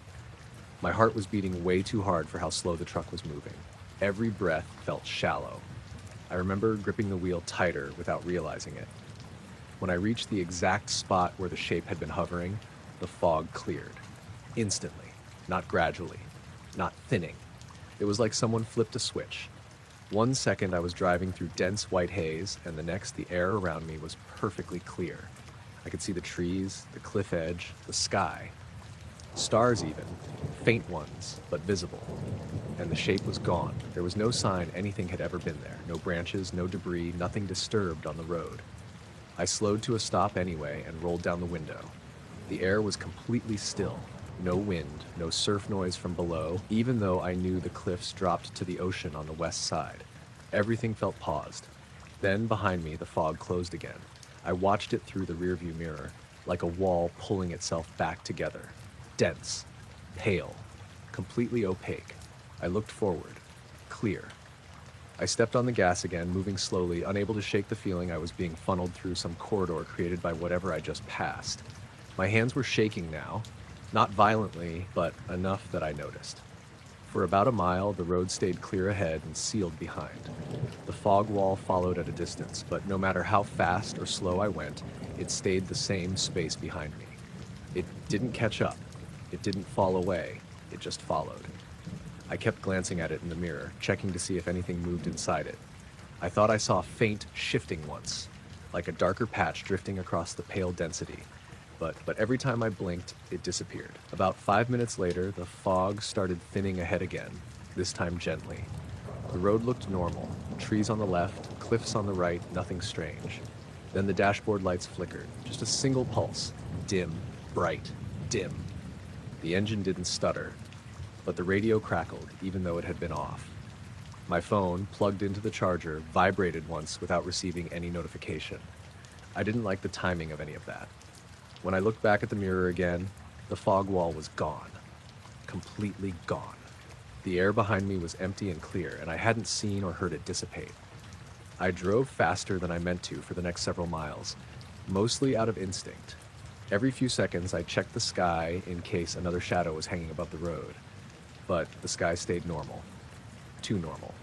I calmed down a little by the time I reached the turnout near Garrapatta, the one with the small wooden fence. I pulled over, mostly to breathe and tell myself I'd imagined the shape. Fog can do weird things, especially coastal fog. I'd seen it bend headlights before, distort silhouettes. Maybe I was exhausted. Maybe it was one of those illusions where the fog density makes it look like something is floating. I got out and stood on the gravel. My breath blew sideways as a light breeze finally picked up. The ocean roared down below, steady and familiar. The night smelled like kelp and cold salt. Nothing strange. I turned off the truck and leaned against the hood, scanning the sky. Clear. Then I noticed something subtle. The fog line out to the south looked too straight. Instead of drifting like normal fog banks, the edge was perfectly even, like a sheet of fabric stretched across the coastline. A long, smooth boundary with no swirling, no soft edges, and it was moving. Slowly. Crawling north.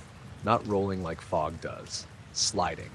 I froze and watched it approach. The line crept up the coastline, not rising or falling with the terrain, just gliding.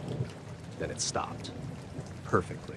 Maybe a quarter mile away, like it had reached some invisible boundary. My pulse hammered again. I got back in the truck, hands trembling a little as I turned the ignition. The dashboard lights dimmed again, not flickering this time, just dipping low and rising back to normal. As I pulled back onto the road, I kept an eye on the fog line. It stayed still, unmoving as I passed. But when I curved around the next bend, I saw a darker patch inside it. Just for a second, like something large had shifted within the fog's thickness. I didn't slow down to check. The rest of the drive home was uneventful, but the quiet felt heavy. I kept expecting the fog to reappear in my rearview mirror or a shadow to appear above the road again. But nothing happened. When I got home around 1:40 a.m., I sat in the driveway for a while with the engine running, headlights pointed at my garage. I watched the mirrors, making sure the fog hadn't followed me inland. The air in town was completely clear. Cold, still, ordinary. Inside, everything felt normal too. Heater humming, fridge cycling, the usual faint street noise. But when I lay down in bed later, staring at the ceiling, I kept replaying the moment the fog had cleared in an instant, right under that hovering shape. The sudden open air, the vanishing, the way the fog behind me had sealed like a door closing. And for a brief moment before I fell asleep, I thought I felt the same pressure in the air. The strange stillness I'd felt on the road. By morning, it was gone. But sometimes when I drive that same stretch of highway at night, I still check the fog for shapes hanging above it, just to make sure the road is empty. I woke up because the room felt wrong. Not cold, not loud, just wrong, like I'd been dreaming with my eyes open. The first thing I noticed was my phone lying on my chest, screen glowing faintly.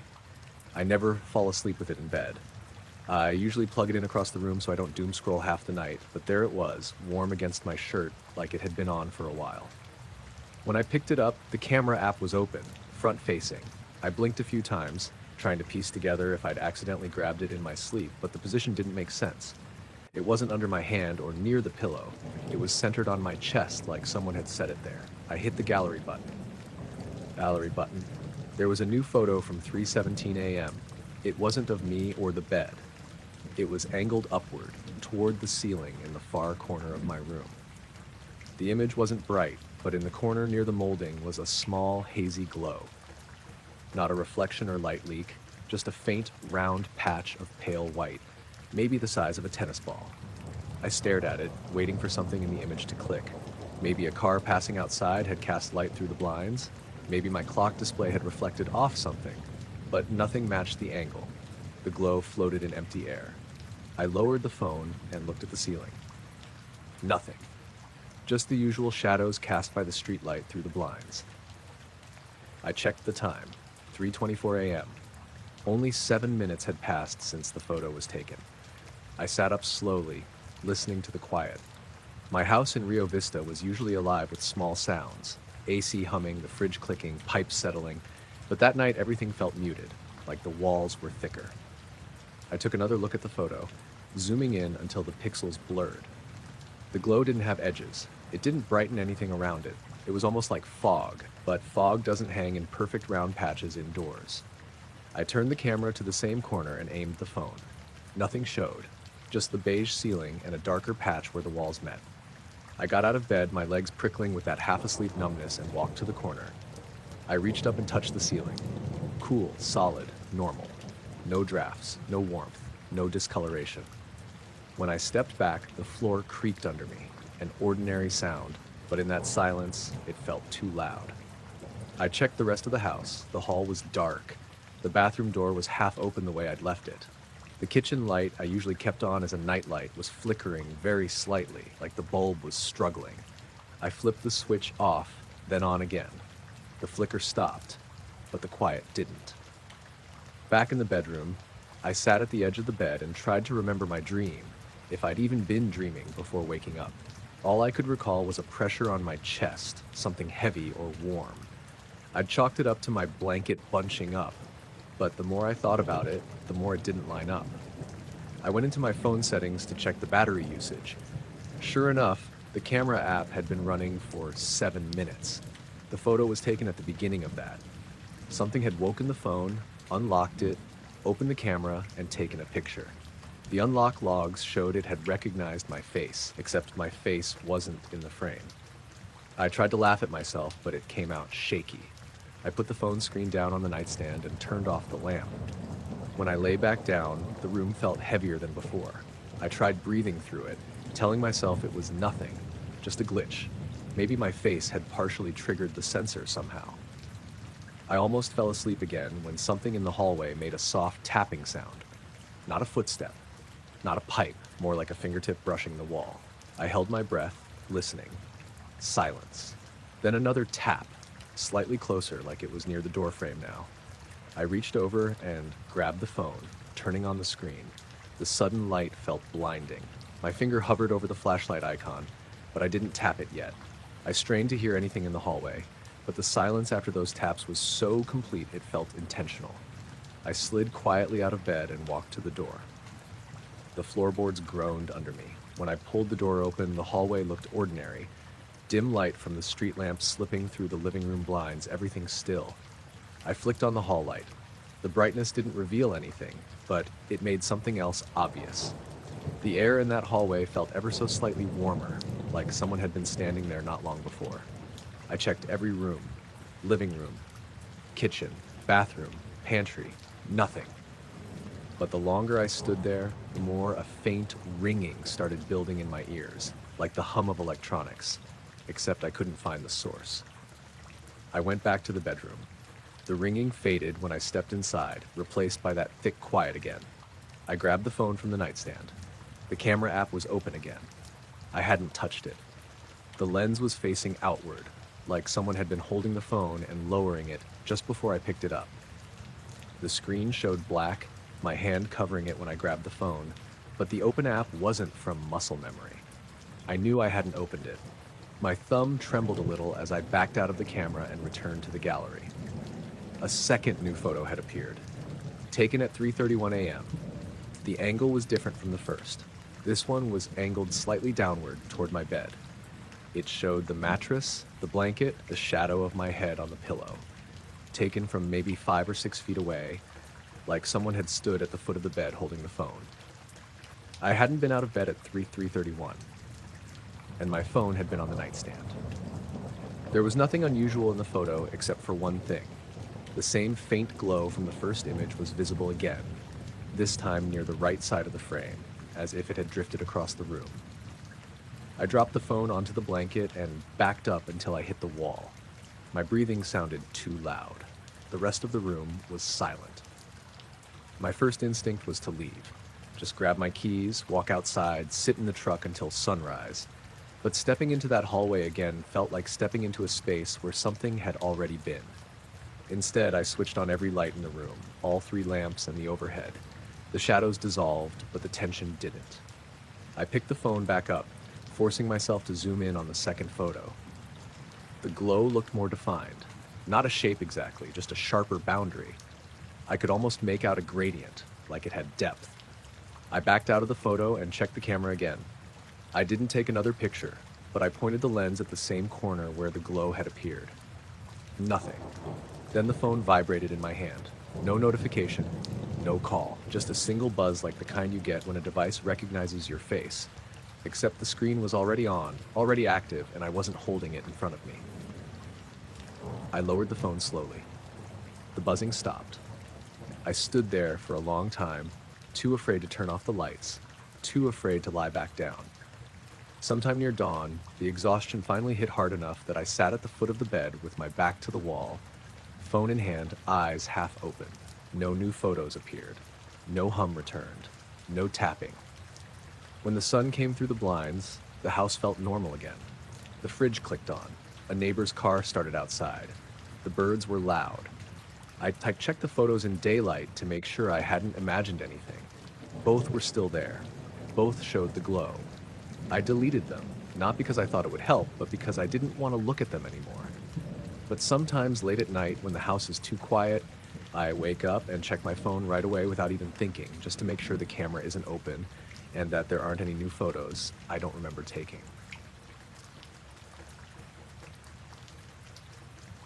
The email came in at 6:42 in the morning, right when the fog was starting to lift off the water. I was already awake because the ferry horn had gone off twice, low and long, the way it did when visibility was bad. I lived alone in a small rental on the Washington coast, just north of Aberdeen, close enough to the inlet that everything smelled like salt and wet wood. I'd posted the photos the night before, half expecting nothing to come of it. The subject line said, Records Inquiry, reference 11B. The email itself was short, polite, no logos. It said my name, spelled correctly. Said they were with a regional records office and had some follow-up questions regarding images I'd recently shared online. It asked if I was available later that day to speak in person. No phone number. Just a line that said someone could stop by if that was convenient. I hadn't given my address anywhere. The photos were of something I'd seen out by the jetty the previous evening. I'd been walking my dog, Theo, just before sunset. The weather was calm, cloudy, that flat gray light you get before everything turns dark. Out over the water, maybe a few hundred yards out, there'd been something sitting just above the surface. Not moving, not blinking. Just a dull, metallic-looking shape, like a stretched oval, catching light wrong. I'd taken maybe 6 photos on my old Canon. Nothing fancy. By the time I lowered the camera and looked again, it wasn't there. No splash, no wake, just water. The photos weren't clear. I said that in the post. People argued about boats, buoys, reflections. A few people said drone. I stopped replying and went to bed. So when I got the email, my first thought was scam. My second thought was that maybe I'd messed up by posting at all. I didn't reply. At 11:10 a.m., someone knocked on my door. Theo barked once, then went quiet, tail low. That wasn't normal for him. I see the porch clearly when I open the door. There's no place to hide, no long walkway, just 3 steps and gravel beyond that. There was a man standing there holding a slim folder under one arm. He looked late 40s, maybe early 50s. Tall, but not in a noticeable way. Brown jacket, buttoned, even though it wasn't cold, gray slacks, clean shoes. He smiled like someone who practiced smiling in mirrors. "Mr. Calder," he said. "Thank you for your time." I asked who he was. "Evan Holt," he said. "I sent you an email this morning. Records office." He said it like that explained everything. I asked how he got my address. He said, "Publicly available sources." That should have been my cue to close the door. Instead, I stepped aside. He didn't look around when he came in, didn't comment on the dog or the smell of coffee or anything.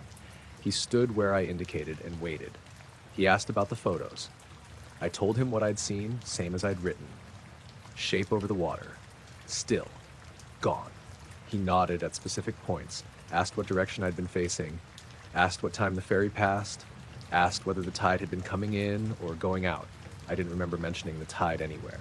He asked what kind of camera I used. When I told him, he nodded again like he already knew. Then he asked where the original memory card was. Still in the camera, I said. I uploaded straight from it. Excellent, he said. We'd like to take a look at that. I asked if he meant the photos. The card, he said. If you don't mind. I hesitated, asked why. He said, sometimes compression alters context. That didn't make sense, but he said it smoothly, like a line he'd used before. I went and got the camera, took out the SD card. It felt stupidly small sitting in my palm. He didn't touch it right away. Asked me to confirm that it hadn't been altered, that I hadn't copied it elsewhere, that I hadn't lent the camera to anyone. Then he took the card, slid it into a small envelope, and sealed it. How long will you need it? I asked. Not long, he said. We'll return it today. I asked him if this had anything to do with the ferry traffic or the Coast Guard. He smiled again. No, sir. Before he left, he paused at the door. You didn't see lights, he said. Not a question. No, I said. Just the shape. He nodded, satisfied, and stepped out into the fog. I watched him walk down the gravel, past my truck, and toward the road. I didn't hear a car start. I waited, listening, but there was nothing. When I stepped outside, the road was empty. At 4:30 that afternoon, there was another knock. Same man, same clothes, same folder. He handed me the envelope. Thank you for your cooperation, he said. I asked if he'd found anything. He said nothing outside expected parameters. I opened the envelope after he left. The card was inside. That night, I put it into my computer. It was blank, no photos, no file structure, like it had never been used. I checked the camera, same thing, no images. The camera's internal counter showed 0 shots taken. The next morning, I emailed him, asked what happened. He replied an hour later. The card was returned in its original condition. The message said, no data was present upon receipt. I walked back down to the jetty that evening. The water was rougher, windier, normal. Out over the same stretch, the ferry horn sounded once, long and low, even though visibility was clear. I didn't take my camera with me.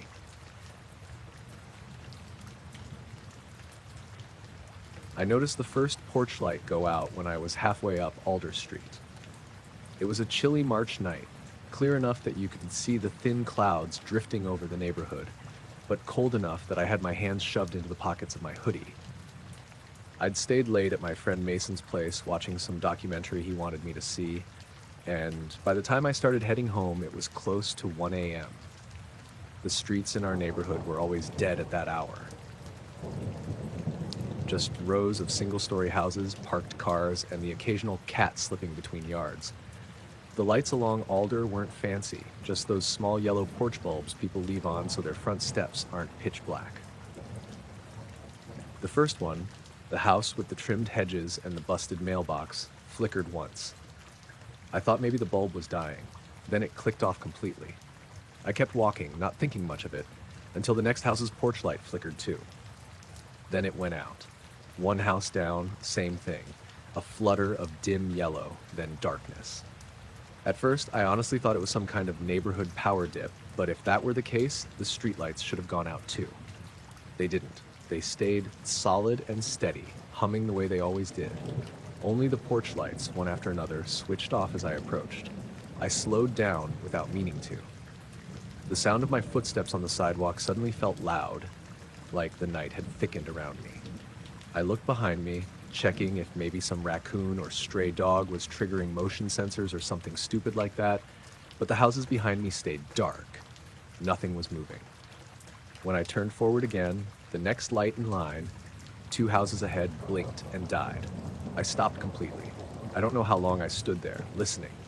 The neighborhood was usually quiet, but this was a different kind of quiet. Not peaceful. Just empty. I stepped forward again, more slowly this time, watching the row of houses. As I moved, the lights kept going out exactly in sync with my pace, like I was tripping some invisible switch. But they were too far away for motion sensors, and I wasn't close enough to trigger anything. That was when something shifted overhead. It wasn't a sound, not exactly. More like the air above me thickened for a second. I looked up and saw the clouds sliding past the moon. Nothing unusual at first, just thin gray streaks moving like they always did. Then a darker shape drifted across them. No outline, no steady form, just a faint shadow that didn't match the cloud layer. It moved too smoothly, too deliberately. I stood there with my mouth slightly open, watching it glide from one side of the street to the other. It didn't resemble a plane or helicopter. It didn't blink or glow. It was just darker, a smudge against the sky with no sound at all. Then it paused, not visibly, just its movements stopped. The clouds kept drifting, but the shadow held perfectly still. That was enough for me to start walking again, this time a little faster. I didn't want to run yet, because running felt like it would make everything worse somehow, but I needed to get home. As I passed the house with the big elm tree, its porch light flickered violently for a full second before going out. Not a glitch, not a power issue. It felt timed. Another light blinked off, then another. They were dropping ahead of me like dominoes. I pulled out my phone to text Mason, but the screen didn't wake up. It stayed black. No matter how many times I tapped, swiped, or pressed the buttons, it didn't respond. The battery wasn't dead. I'd charged it before leaving. It was like the whole phone had just stopped being a phone. My chest tightened as I kept walking. I glanced up again, and the shadow in the clouds moved. Not across the sky this time, downward. Just a few feet, barely noticeable, but enough that it made my breath catch. It wasn't lowering fast like something falling. It was controlled. Intentional. My heart started pounding so hard I heard it in my ears. I cut across the street to Pine Avenue, trying to break the weird pattern with the porch lights, but the first house I passed there flickered out too. Same slow blink, same soft click, same darkness afterward. I swear I could feel something overhead, some weight or pressure in the air. The kind of feeling you get when you know someone is looking at you, even if you can't see them. I walked faster. Not quite running, but close. Halfway down Pine, the last street light on the block dimmed. Not fully off, just lowered as if someone had a dial. The dimming spread to the next light, then the next, rolling ahead of me like a wave stretching down the street. The sky went a shade darker. Not from clouds. The clouds actually thinned out enough for me to see more stars. The darkness felt more like something above me was blocking what little light the moon gave off. I finally broke into a jog.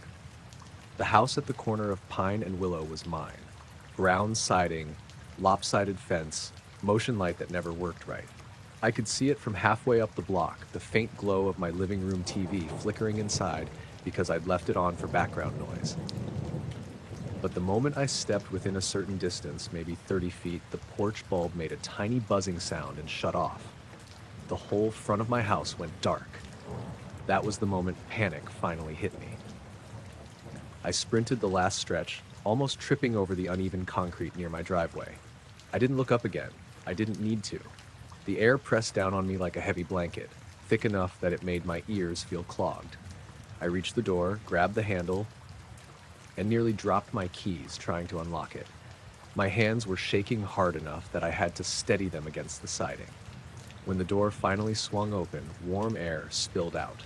I stepped inside and slammed it behind me, locking both deadbolts, even though I'd never used the second one before. The instant the door clicked shut, the TV audio faded back in, the refrigerator hum returned, and something outside made a soft popping sound, like a far-off spark. I stood there in the entryway, breathing hard, listening. The silence that followed wasn't empty this time. It was normal, familiar. After a minute, I forced myself to peek out the small window near the door. All the porch lights on the street were on again. Every single one. No flickering. No delay, just steady yellow glows like nothing had happened. I stayed awake for hours, watching the windows, listening for anything unusual. Nothing happened. The neighborhood went back to being exactly what it always was. A quiet little grid of streets with identical houses and predictable nights. But every time I step outside after dark now, I catch myself looking up at the clouds, checking for anything moving the wrong way. Anything too smooth or too quiet. Anything that pauses when I pause. And sometimes, when I walk home late, I swear I still see the porch lights hesitate, before staying lit, just long enough to make me wonder if something is still up there, drifting above the neighborhood, waiting for the right moment to glide across the sky again.